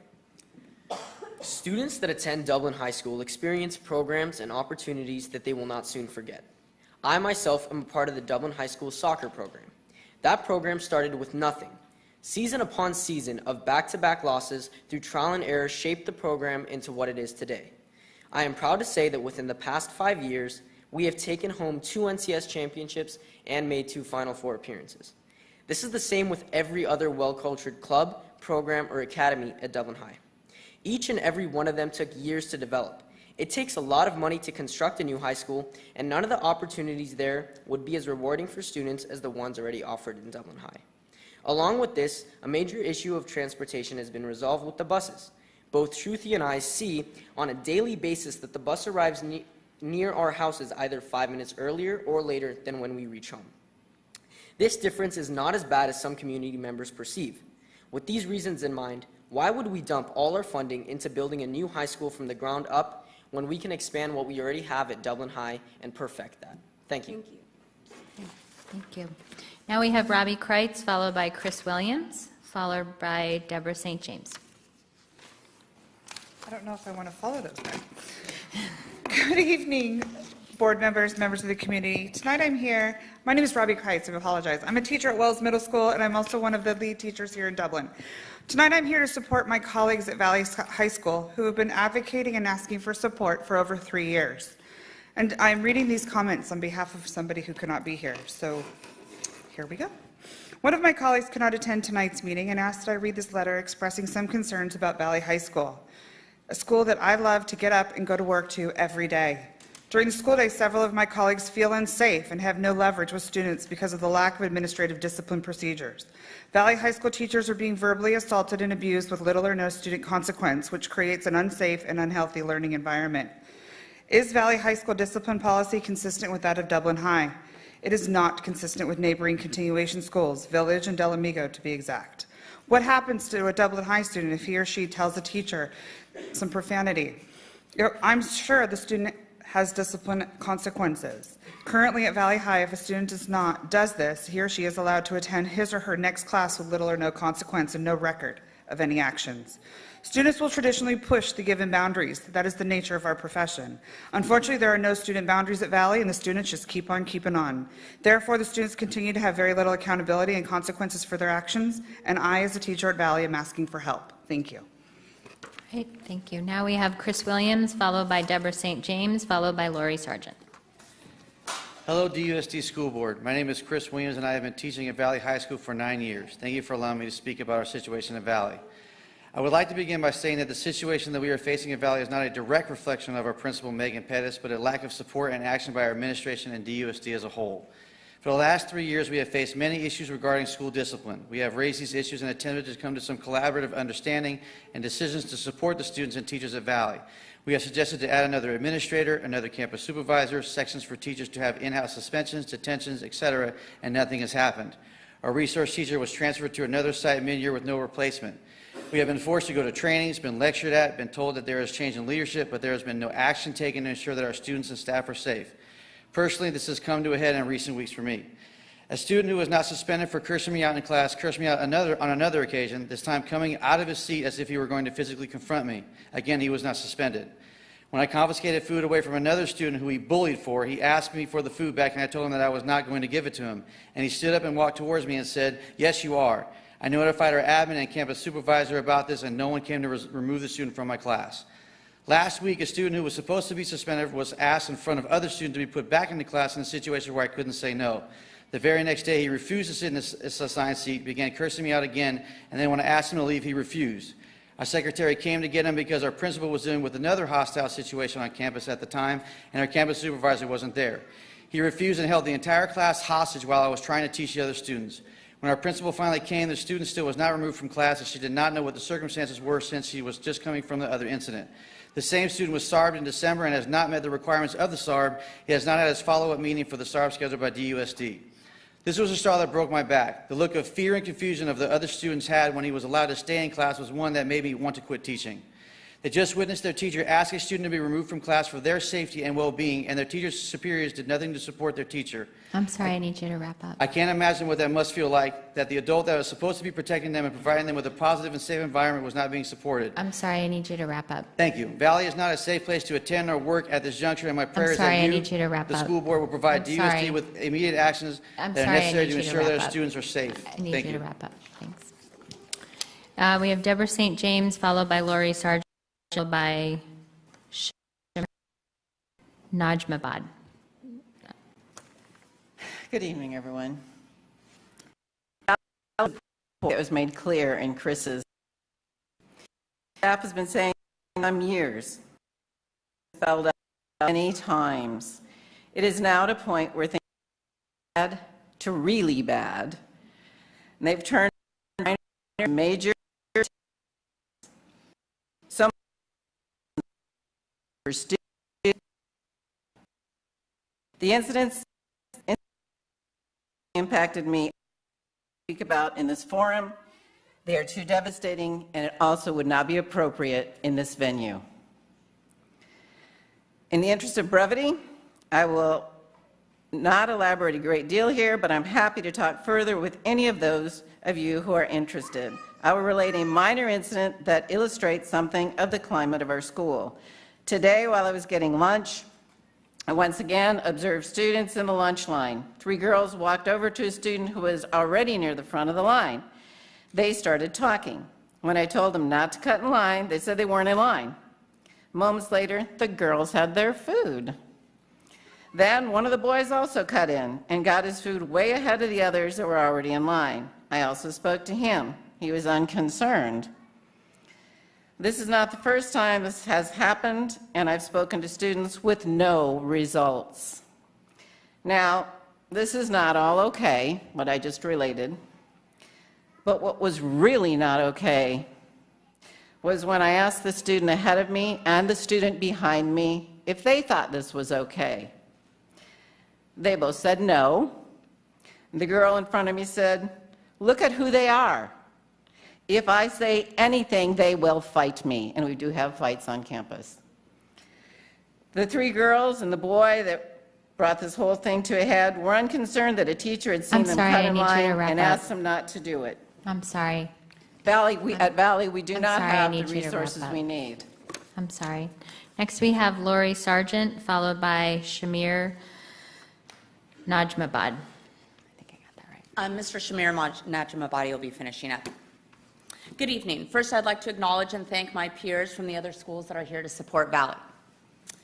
Tonight, I come to enlist your help on behalf of the Valley High students and staff. The students' safety and educational rights are in jeopardy. I believe we have the ability to transform our students' lives for the better. This view and my passion for teaching is why I will keep fighting to provide my students with every opportunity to succeed. For some of the at-risk population, Valley may be their last chance to gain the skills, knowledge, and confidence needed to be productive members of our community. For 3 years, I followed the chain of command, meeting with site leadership, DTA representatives, board members, assistant superintendents, HR, and legal counsel, requesting district support to resurrect the programs at Valley High. When I addressed numerous egregious matters, such as a lack of efficacy and equity in our programs with district personnel, I was told to transfer, leave the district, or face repercussions. My professional reputation has been eviscerated by former district leadership. Yet I stand here today to say I will not give up on my students. I will follow the mantra of the great Muhammad Ali. Inside of a ring or out, ain't nothing wrong with going down. It's staying down that's wrong. My students, the students at Valley, deserve better. They matter. Therefore, I will continue to advocate for them. My request is simple. We need to make Valley High safe for all students and staff, so that we may provide the high-caliber education DUSD prides itself on. Currently, I am unable to do my job. Teach English. Dublin Unified has failed to ensure the safe learning and working environment for all due to a lack of consistent structure and effective program implementation. On a regular basis, students cuss at staff, refuse to comply with the simplest requests, verbally and physically challenge staff, harass their peers, openly engage in drug talk, attend class under the influence, dress like people of ill repute. In short, they disrespect and defy staff daily. The students who do want to learn and are engaged are having their education sacrificed. I spend the majority of the class period trying to handle those behaving inappropriately and disrupting the learning for all. Regardless of the infraction... I'm sorry, I need you to wrap up. We don't have bad students. We have a bad system that has failed them miserably. I'm sorry, I need you to wrap up. I'm just going to finish what Ms. Sargent was speaking. I implore you to provide site administration the instruments to immediately take disciplinary action and sufficiently supply her with the tools to make the necessary changes to safeguard students' educational rights and protect all Valley High stakeholders. We are in a crisis, and without action from Dublin Unified, we are in danger of a catastrophe. Thank you. Okay. Okay, thank you. So that concludes our our initial public comment period. As a reminder to folks who may have just come in, we do have other items on the agenda, and if you came and you wanted to speak about an item on the agenda, there will be an opportunity to do so when we are discussing that item.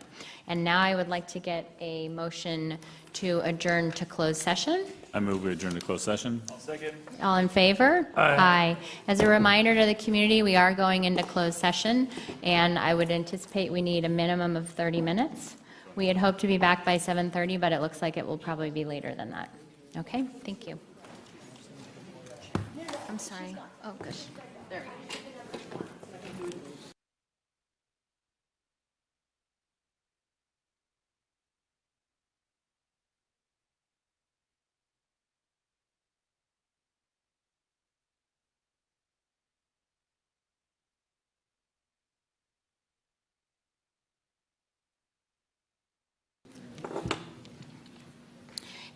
We were in closed session. May I get a motion to reconvene to open session? I move we reconvene to open. Open session? Second. All in favor? Aye. Aye. All right, we reconvene to open session at 8:35. And I have nothing to report out from closed session. Thank you. And I would like to make an, we already did that. We did that. We had our earlier closed session and we reported out about No, that. that's fine, Dan. Yeah. Yeah. All right. Yep. So I would like to make a motion that we amend the agenda. I would like to move that we table items K2 and K3, K2 being the discussion of high school capacity for Dublin High School and the proposed second high school site, as well as the discussion on engineering, DHS engineering and science projected project update and budget. And the reason for that is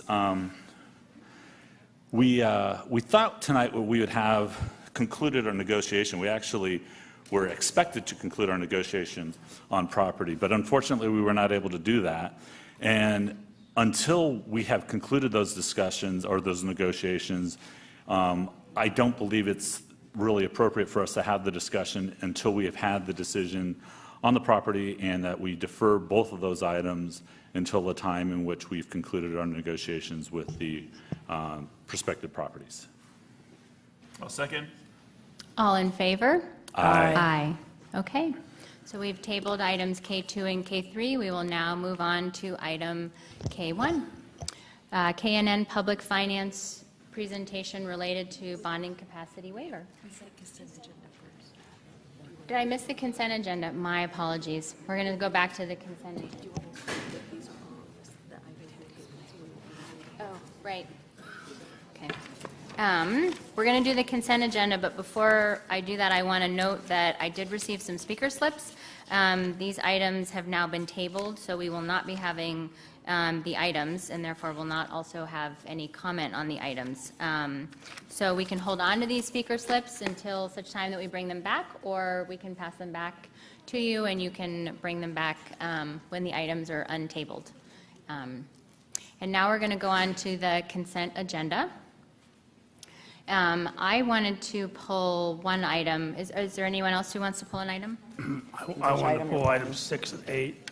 Want to pull item 6 and 8? Okay. I also wanted to pull item 8. So why don't you go ahead, Mr. Sherrier, with item 6? We're talking about it now before we, yeah, okay.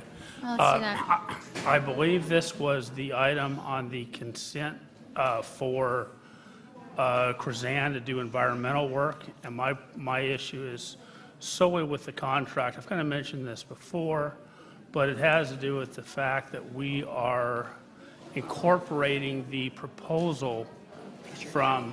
Oh, I'm sorry, you guys. We are still having our meeting, so if you could take the conversation outside or be very quiet in here, that would be great. Thanks. Go ahead, Mr. Sherrier. Yeah, just that we are incorporating the Krazan's contract into our contract, and the request I'm making is that we take out the one line that says we incorporate their contract into ours, because it has a lot of terms. We do have a section in our contract that says if there is a conflict between our terms and their terms, then then our terms govern. But in some cases, like for us indemnifying the consultant, there is no other term, and I would prefer that gets stricken out of the contract. It hasn't been signed yet. Sometimes these have been coming to us and they're already signed, that one line be taken out. That's at least the way I would like to see it. That's fine. That's fine. That's not a problem. All right, I'm fine with that. Okay, I'd be okay with that. And then for, Then are we doing these one at a time or one big motion at the end? let's go through them one at a time, and then if we need to vote separately, we can, but we may be able to vote. Or, and then do you have a question about item 8? My concern on item 8, this is the architect. I guess we do want to do them separately. I just thought for the minutes, it might be clearer if we did. Then I'll make a motion that we approve K6 with the modification of removing the inclusion of the Krazan proposal and contract into the contract. Second. All in favor? Aye. Okay. And now item K8? Item J8, I'm sorry. K8. J8, sorry, I misspoke. J8, I'm sorry, is, my concern is the process. There is a state statute about A&E procurement that it cannot be that it cannot be based on price. It has to be based on qualifications. If you read the staff report, it says requests for proposals were solicited from 3 design firms. We reviewed all of them, and that this is the lowest price contract. The fact that that's in the staff report makes me believe that price was considered in this process. You're supposed to make your basis on qualifications and then know what it's going to cost by your own estimate and compare that with what they come back with on a price. And I don't necessarily think that process was followed in this case. So I think we did do the right process, but the way the staff report's written, it looks like we did not follow the state statutes. So Okay. I'm probably going to vote no on it, just because of the way it's written. Okay. Does Ms. McNeely want to? Yeah, that'd be great. You want to clarify? We did receive that feedback in Facilities Committee, and I think that it certainly could have been worded more clearly. We did provide subsequent information to the superintendent, but it was afternoon today, so I'm not sure if the board even had a chance to look at it. It was a recap for a memo that we provided to you in January as well, so by way of reminder, in that memo, we did do a competitive selection process that was not price-based to create a pool of architects in 2012 as part of the Amador architect interview process. So we simply selected from that pool of architects, requested proposals from 3 firms, and then on the basis of their qualifications and reasonable price are recommending HKIT architects to you. So I would acknowledge that in the interest of brevity that we have been trying to do in board items recently, that perhaps we could have been more clear on the process that happened. We are in the process of updating that pool as well, as it's time to refresh the architect pool. Okay, and I had a question on the item. You know, when I look at the item and I see $43,000 for the architect we're dropping a couple portables, right? That just seems like a lot of money to me. Can you help me understand why it is that way? It still requires, the DSA process requires that any building that we house students in, that it goes through the DSA review process. And frankly, there's economy of scale that we typically achieve on larger projects that we sometimes do not on smaller projects. This actually was the least cost proposal that we received of the 3 that we solicited from the firms and from the pool. So, and we are required to have a licensed architect and engineer stamp our drawings. So there really isn't a way around the process of needing design professionals to design the work and submission to DSA. Okay. So what we're paying for is them to tell us where they should go? Is that, like to be clear, or just to fill out the DSA paperwork? I'm just curious on the actual tasks. They do the full design process, so they will scope the work. They'll prepare cost estimates, they'll prepare a schedule for the process, they will do the design work associated with those buildings, the overstamp of the building drawings, they'll do electrical connections, gas connections for mechanical equipment, they'll do the civil drawings with regard to placement on the site and what's required to submit to DSA. They'll also do the closeout process through DSA to certify the project. Okay. And the very fact that we just heard that this is the lowest of three means we got price proposals from the other two firms. And the way it's supposed to work is you're supposed to already have your own price geared, find the most qualified firm, enter into negotiations with them. If you can't do that correctly, go to the second ranked firm and then find out what their price is. So I'm going to have to vote no simply on the process here. So. All right. I'll move we approve item J8. Is there a second? I'll second. All in favor? Aye. Aye. All opposed? No. Okay, so J8 passes 4-1 with Mr. Sherrier opposing. And now can I get a motion on the rest of the consent agenda? I move we approve the balance of the consent agenda. I'll second that.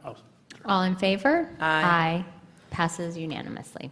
Okay, now we will move on to item K1, KNN Public Finance Presentation related to bonding capacity waiver. Welcome, and thank you for waiting, and sorry to keep you waiting. No problem. Good afternoon, and thank you for having me.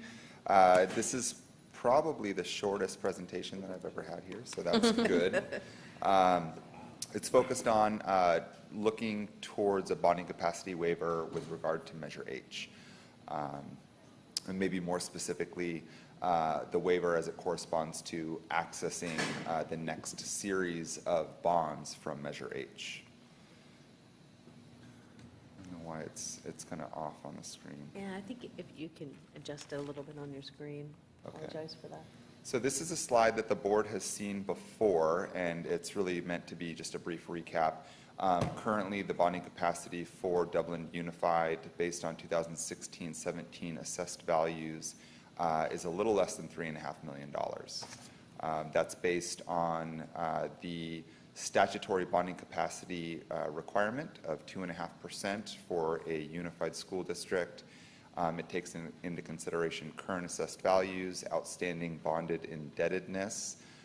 You'll see on the table in the middle, there's a line item there which reserves authorization for a future bond anticipation note repayment, and that then leaves the remaining balance of bonding capacity for the district. This is a number that is a snapshot in time. As assessed values continue to grow, as debt is paid off, this number does grow substantially. In my prior presentation back at the end of 2016, it looked at a projection forward based on a 0% growth and 5% growth, and just to demonstrate how that bonding capacity number changes. But I will say, based on conversations with staff and potential cash flow targets for the district, it's prompted more information on a bonding capacity waiver should waiting to access Measure H monies not be the preferred option of the board. So that's why I'm here tonight.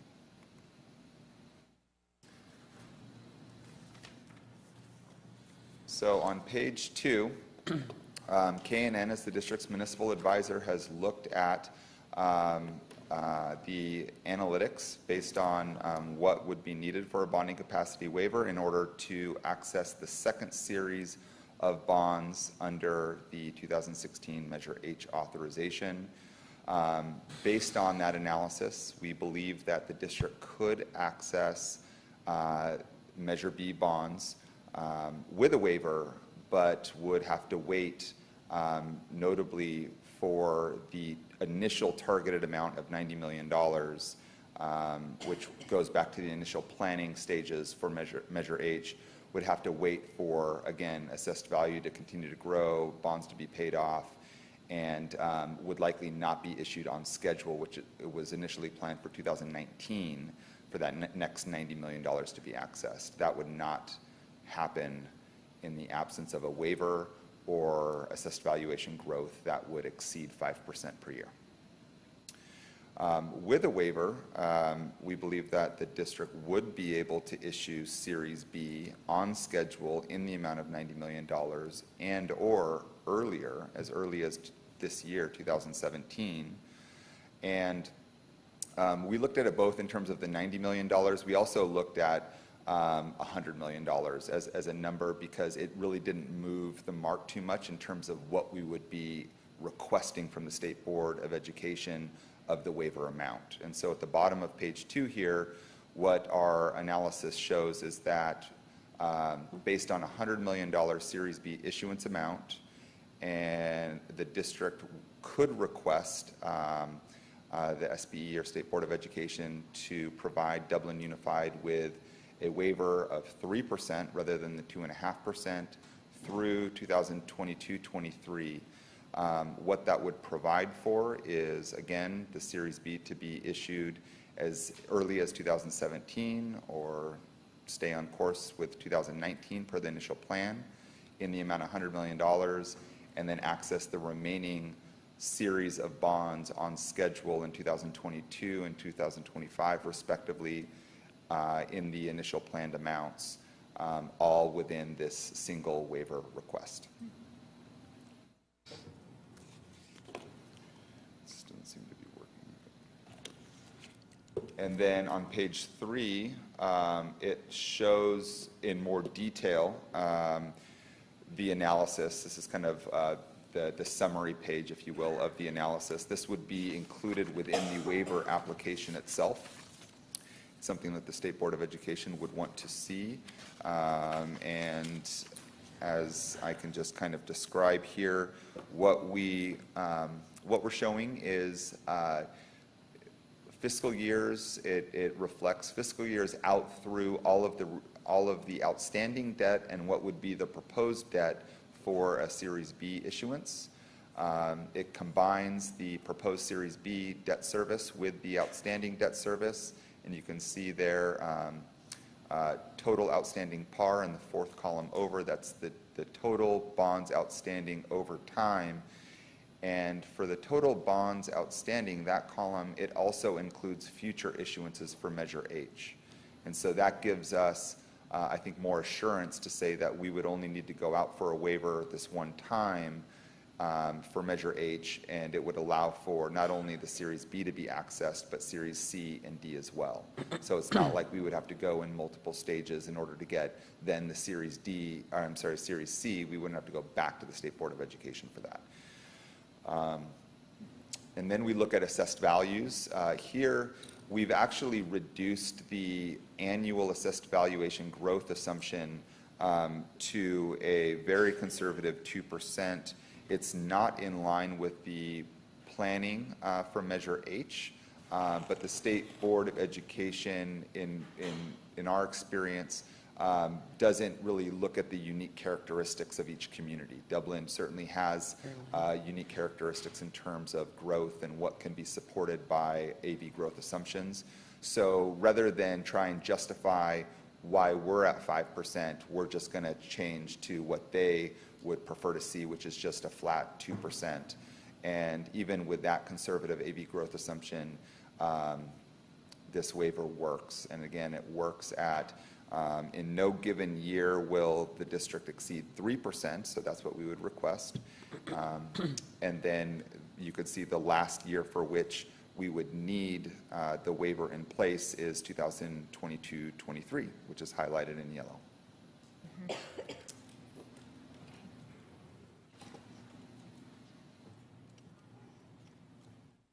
On page 4 is a brief snapshot of the timeline, what would entail the waiver.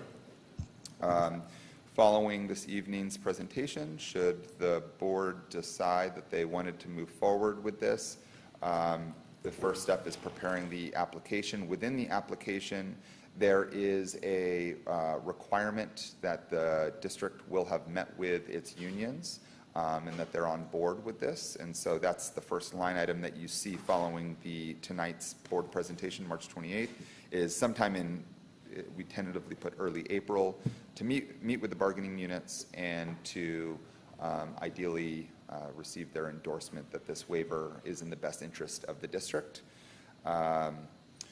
We would want to do that first before, I would suggest doing it first before actually having the board consider moving it forward. We've targeted 2 board meeting dates in April. One would be just a first notice or reading, and then the second would actually be the authorization to submit the application. Following that second meeting in April, we would be in place. K&N, meanwhile, the whole time is working with district staff to get the application finalized by early May. Should the board decide that or approve it at the April 25th meeting, we would submit the waiver application early May, and that would be on time to hit their agenda deadline for the July 12th and 13th State Board of Education meetings. Following that meeting, if the State Board of Education approved the waiver request, we could immediately move forward with the Series B issuance. And while it's not in this timeline, the Series B issuance, if following that July approval, I think for all intents and purposes, and again, based on my experience, I don't see why the State Board of Education would not approve this request. I think that there's a very compelling story as to the rationale of why. We could move forward. The bonds and financing docs could be taken back, say, in August. The bonds could price and likely close by the end of September. So that means cash on hand by the end of September and available for future projects. And then the rest of the information is more of an FYI. If this plan were to proceed, Series B bonds issued in 2017, there would be Series C and D remaining, and the amount remaining would depend based on what the board decided the amount for Series B would be, but nevertheless, it would be a pretty notable amount. Somewhere in the range of $125 to $135 million would be remaining for Series C and D, currently targeted for, again, 2022 issuance, 2025 issuance.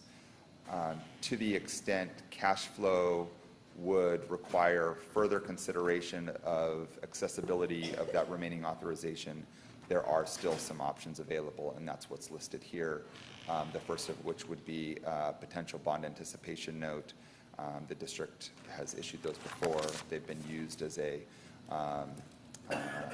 tool to bring forward authorization to meet immediate needs and to be repaid by long-term general obligation bonds once the tax rate capacity and bonding capacity is there to support it. So that would be an option actually to consider bringing forward C and D should that be of interest and benefit. And then I've mentioned 2 other financing options which are really not related to Measure H. Again, to the extent cash flow needs suggest, it would be consideration of certificates of participation and/or private financing. And I'm happy to discuss those further. That's helpful, but just wanted to bring them up again as an FYI. Okay, great, thank you. Are there any clarifying questions? I have one, but you guys I have a couple. Why don't you go ahead, Mr. Cunningham? So for the AV growth on that chart, that's the 2%, correct? So what is really reality? Because we know AV growth is, 2% in Dublin is like kind of almost comical. It's so low. So in reality, are you thinking, 5, 7? where's realistically, when do we get below that 3% if we get the waiver? I got you. I see where your question's going. Realistically, it probably is closer to the 2020 mark if we're staying on pace with the trend that Dublin has been in for 15, 20 years. Looking at that historical trend, it's going to be shorter than 2022-23, but that's what we would request in terms of the waiver. Even if we fell below the 2.5% before 2022-23, the waiver doesn't go away. It's still there, and there's no reason to really repeal it. So if the waiver was there and we needed to, and it was large enough, you could do another issuance under that, right? Yeah, well, this analysis takes into consideration future issuances, but what it doesn't take into consideration is any acceleration of those future issuances beyond Series B. Okay. And then I'm glad you have the bargaining units on there. So what are we just looking for the bargaining units to say, yeah, we're with you, and the state board wants us to do that, or? That's it. That's it? It's literally a box. Okay. On the application. And so my only thing is you have the first week in April, right, that's spring break. Early April. Yeah. Well, we come back and then we have a meeting 2 days later. So I'm just, trying to help you with coordinating that. So, because I personally would like to see this go forward as quickly as possible. That was it. That's all I have. Okay. Mr. Sherrier, go ahead. Yeah, just a quick question. Sure. How long does the waiver stay in place? The district would, under what we've outlined here, be requesting the waiver to stay in place through school year or fiscal year 2022-23. Okay. So, and then if we wanted to ever go out for another bond measure way down the road, can you get a waiver before you go out for the bond measure, or do you have to have the bond measure first? No, great question, by the way. The strategy would be to have all of our ducks in a row, for lack of a better term, in terms of the waiver in place, and see what happens with this hypothetical future bond measure. If it should pass, the district could then immediately target the next State Board of Education meeting, again, because everything is in place to have it submitted and ready to go. But that would be a necessity, in my opinion, for the district. If there were any consideration of a future bond measure, it would have to coincide with another waiver. Yeah. Thank you.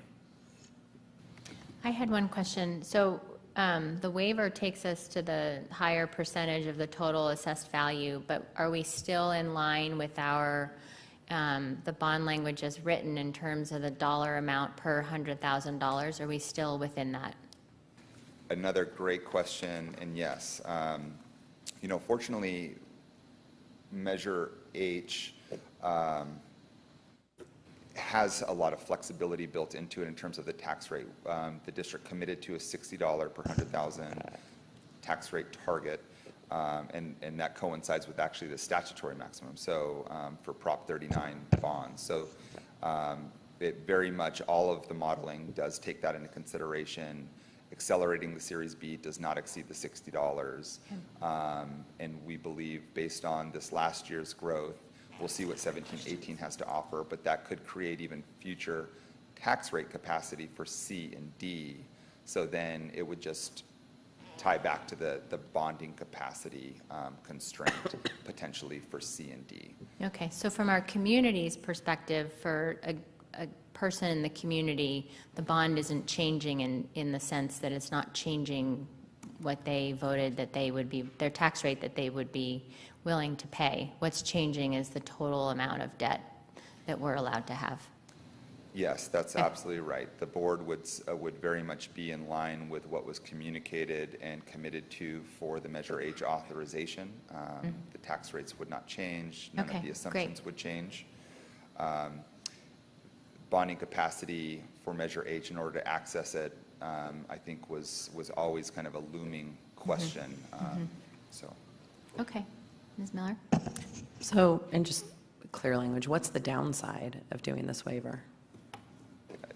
I mean, there's always the possibility the State Board of Education says no, and that would be a downside, because then there is limited options on how Measure H can be utilized moving forward. But I think if, there's already been a lot of communication at the board level on the importance of this waiver. There's been, in my opinion, a lot of thought and energy already put into where we're at today, which is the analysis. And so I don't see why, again, the State Board of Education would not approve this request, but there is that possibility. I mean, it would be worse if we didn't ask, I think. That's right. Right? Have they ever turned one down? I don't know. I don't know that question. I heard a rumor they haven't. What's that? I've heard a rumor they've never turned one down. I would hate to put a bold statement and say that to answer the question, but that's my understanding as well. Okay. I've been a part of, I think, 5 waivers myself, none of which have been turned down. Yeah. If they can give them to West Contra Costa County School District, I think we're a better bet. Yeah. All right, great. Are there any other questions? No, I think we need to make a motion, right? I will. I move that we approve the KNN to move forward with our waiver request to the state. I'll second. All in favor? Aye. Passes unanimously. Thank you, sir. Great, thank you Good so much, seeing you. Blake. So I'll come back in April, it sounds like, with follow-up information on the application. Perfect, thank you. Great, Well, thank you. and to follow up, it sounds like we need to have a discussion with our union. Yeah, well, ASAP, yeah. Okay, great, excellent. Now we're going to move on to item K4. First reading and approval travel expenses BP 3350. Dr. Boozer. Yes, as part of our work to update our board policies, the one that we have presented for you tonight is travel expenses, which is BP 3350. The big shift on that one is previously we had a pretty low amount for meals during travel for our employees whenever they're going out, and it also required receipts. This is shifting to a more per diem model where we wouldn't be required to process receipts, which would take a great deal of work off of staff, and instead it would be a $60 per diem, which breaks down to roughly $10 for breakfast, $20 for lunch, $30 for dinner, which we think is more in line with actual expenses, particularly in state whenever they tend, and this would deal with overnight travel. Obviously, if they're going to a conference that meals are provided, then that would be taken into account and would reduce their per diem. That's the big shift. I don't know if Dr. Gonzalez wants to add anything else. Her department's been real integral in the planning for it. You know, I just want to publicly thank Judy Fall for her assistance, because in our department, she does most of the travel. So most of the educational services related travel, all of our teachers, all of our administrators comes through our department, and she really did provide a great deal of assistance with us. I think a lot of it we just made a little more timely, but I think that key point about not having to turn in receipts is going to save us so much time in our business department. So is there anything in there, because I know those per diems, I don't want you to have to come back next year and say, oh, well, inflation is, now we need 6250. So do we have anything in there to account for that? I mean, is there a standard we're using? Because to me, that becomes a superfluous thing for us to do if we know it's going to go up. So maybe we should have something in there and see what some places do to account for inflation. I mean, that's definitely something we could add on the second reading if the board would be so inclined. We could add it like some kind of COLA or inflation metric that we could help to add. That's a great idea. I think that would just make it easier, because then we don't have to come back every year. I think that's a great idea. Yeah, if the board would be so willing, how we can say it is that we would approximate, look at it, and if a change is required, add a chart to our AR, if that would be okay. Yeah. Because then we can just make that You change. can always link it to the Consumer Price Index for the state of California. Readily available information. Sounds good. It's simple. And then, because if you do it to the Consumer Price Index, that's over the entire nation, and we do most of our travel, obviously, in California, so we don't want to adjust things to have Iowa included. And as much as I love the state of Iowa, I think the prices are a little lower. Okay, yeah, that's a great suggestion. I like that a lot. Is there any consideration given to when employees have to travel to a very high-cost area like Anaheim, Orange County, or San Diego, or some places where meals are more expensive than if the meeting's in Reading or something? How I've done it in the past, and I believe that this policy allows for it, you can turn in receipts instead of, if it would be, significantly higher. Advantageous. The per diem just keeps us from having, we would encourage people to use the per diem, and then if it was significantly higher, they had the option of turning in receipts. Okay, well, Correct. that's fine. That handles that I'm looking easily. for that. So an employee has the option. They can either do receipts or they can Oh, do here it per is. So two points to bring it. First of all, to answer yours, any expense that exceeds the maximum rate of reimbursement established by the district shall be reimbursed only with the approval of the superintendent or the designee. So I think that would take care of the piece that you were referring to. Right, so if someone was staying, like if the conference was at some really expensive hotel and the coffee shop, the minimum lunch is $35. I'm just making up numbers, but there's a way to handle that. It Yes. sounds like it with the approval of the superintendent or the Excellent. designee. Excellent, thank you. Yeah, usually you have some flexibility, which allows if you're in a remote location and that's the only restaurant around. Was there another point you wanted to make? No, Mr. Cunningham, in reference to your piece on the $60, I did notice again that it is only denoted in the administrative regulations. So if we were to put in a phrase in the board policy that just said, periodic, reviews will identify whether, we need to increase this rate, we can just increase it only in the AR. Yeah, that would be great. Perfect. I'd be fine with that. Great. Thank you. Great. Okay, so we don't vote on this because it's the first reading. Correct. Okay, so it sounds like we'll have a second reading and we actually don't need any modifications because Sounds everything like is it. covered. It sounds like it's all covered. Thank you very much. Okay, great. All right, now we're going to move on to matters introduced by the board. Mr. Sherrier. I have nothing to introduce. Mr. Giannini. Nothing. Mr. Cunningham. 3 for 3. Mrs. Miller. I have none. Dr. Boozer. Okay. We're batting 6 for 1,000. 6.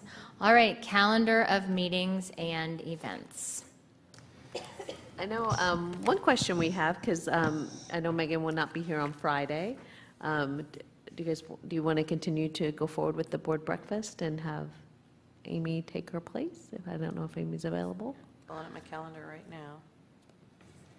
So this Friday, I can do that. And it's, Yeah, So? so it would be you and Amy? Yeah. Is there any chance you guys can move to 8:30 instead of 7:30? I'm fine. Okay, Yeah. then my wife will be awake, bring the baby. Sure. Yeah. Well, it's not baby, the kid. the the youngin.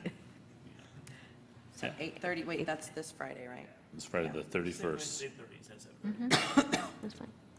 Yeah, that's fine. And Yeah, that works. Thank you. Okay. And I did just want to mention, we have put in a new process, so I think we'll be updating some items on the calendar. The schools I actually met with the high school this morning and talked to them about making sure that we're getting all the high school functions because there's so many going on. And they were very gracious and I know sent Cassandra a couple of items right after we met. And they're working on processes also to make sure that, we have tickets for everything that requires a ticket so that the board doesn't have to worry about, items selling out. So we'll be sending you out requests so that you can let us know which days and nights you're available for. Okay. So we'll be getting some additional items out to you here shortly. thank you very much. That makes my life at least easier, so I appreciate it. That sounds great. I have one event I wanted to add. I actually just learned about it today at Rotary. This is the sponsored by Rotary, the Dublin Community Superstars. And I believe they've reached out to maybe to Tess or to Michelle, to somebody. So we Michelle's will waving in the back. So to Michelle. So this is it's a Rotary lunch. It's actually going to be at the Shannon Community Center. It's kind of a big deal. And we, in addition to asking us to attend, they've also asked us to nominate people for our superstars, a teacher, an administrator, and a support staff. And the city nominates, somebody from the police department, the fire department, and then city non-emergency personnel and staff. It is April 25th. It is noon to 1:30. And it's a really great event, and I know it's in the middle of the workday, but if you think you might want to attend, I would encourage you to try and do so, and we will need to let them know soon and make arrangements for that. I'll be there. You'll be there, you'll be there, I'll be there. Joe and Dan, do you want to? Noon to 1:30 on Tuesday, the 25th, which. At the Shannon Center? At the Shannon Center, which I believe we also have a board meeting that day too, so I don't know whether that makes it easier or harder. I'm going to have to get back to you on that. Okay. I normally have a meeting on every board day we have that goes till at least Okay, early afternoon, so. all right, I can't commit to that at this time. okay. And Joe, do you want to let it, Joe's a yes? Okay. And then I'm assuming Dr. Let Boozer, them know you'll if you come can't, also. because they pay for food. They have to pay for a ticket. Okay. Okay. All right, and then maybe Cassandra. I will RSVP for myself, and as a member of Rotary, I will pay for myself. But I will need somebody else to arrange to RSVP and pay For the other. for the other board members. I could certainly RSVP for them.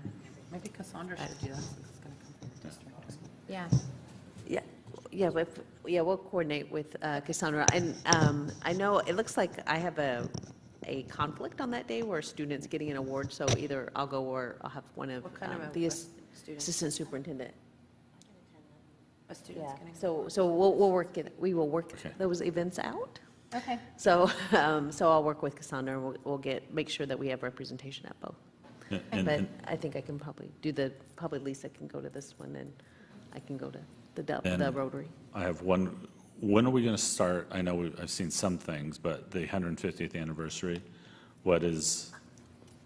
Michelle's got all the information on. I just think we need to start. Yeah, it's getting close. It's That is like, It's on the calendar, right? I know it's on the I saw calendar. it. That's what I was looking for, and I saw it, and I just. Christy Cunningham for reminding me how quickly it's coming. You are most welcome. I think she was going to turn in a comment card originally. Yes, we I were was. thinking about it. Let me give you a brief update on where we are. So as we speak, third grade classes around our district are getting their skits together based on their school founders, and they're going to be doing some skit presentations, and then some of those will be carried forward onto the event that's on May 20th. There was a meeting today, which I did not attend, but Vicki Constantinides, who I'm working with, worked with the middle school teachers, and they've got their concepts for what they're going to do with regards to No Technology Day and some historical things about what was happening 150 years ago, and she's working with middle school teachers at both of the sites to come up with some fun things to do around that. The high schoolers, we have the video production class is working on a documentary. We have a couple of students who are doing that as their senior project, a documentary on the history of education in Dublin. They're interviewing former school board members, people who attended school in the late 50s, early 60s in Dublin.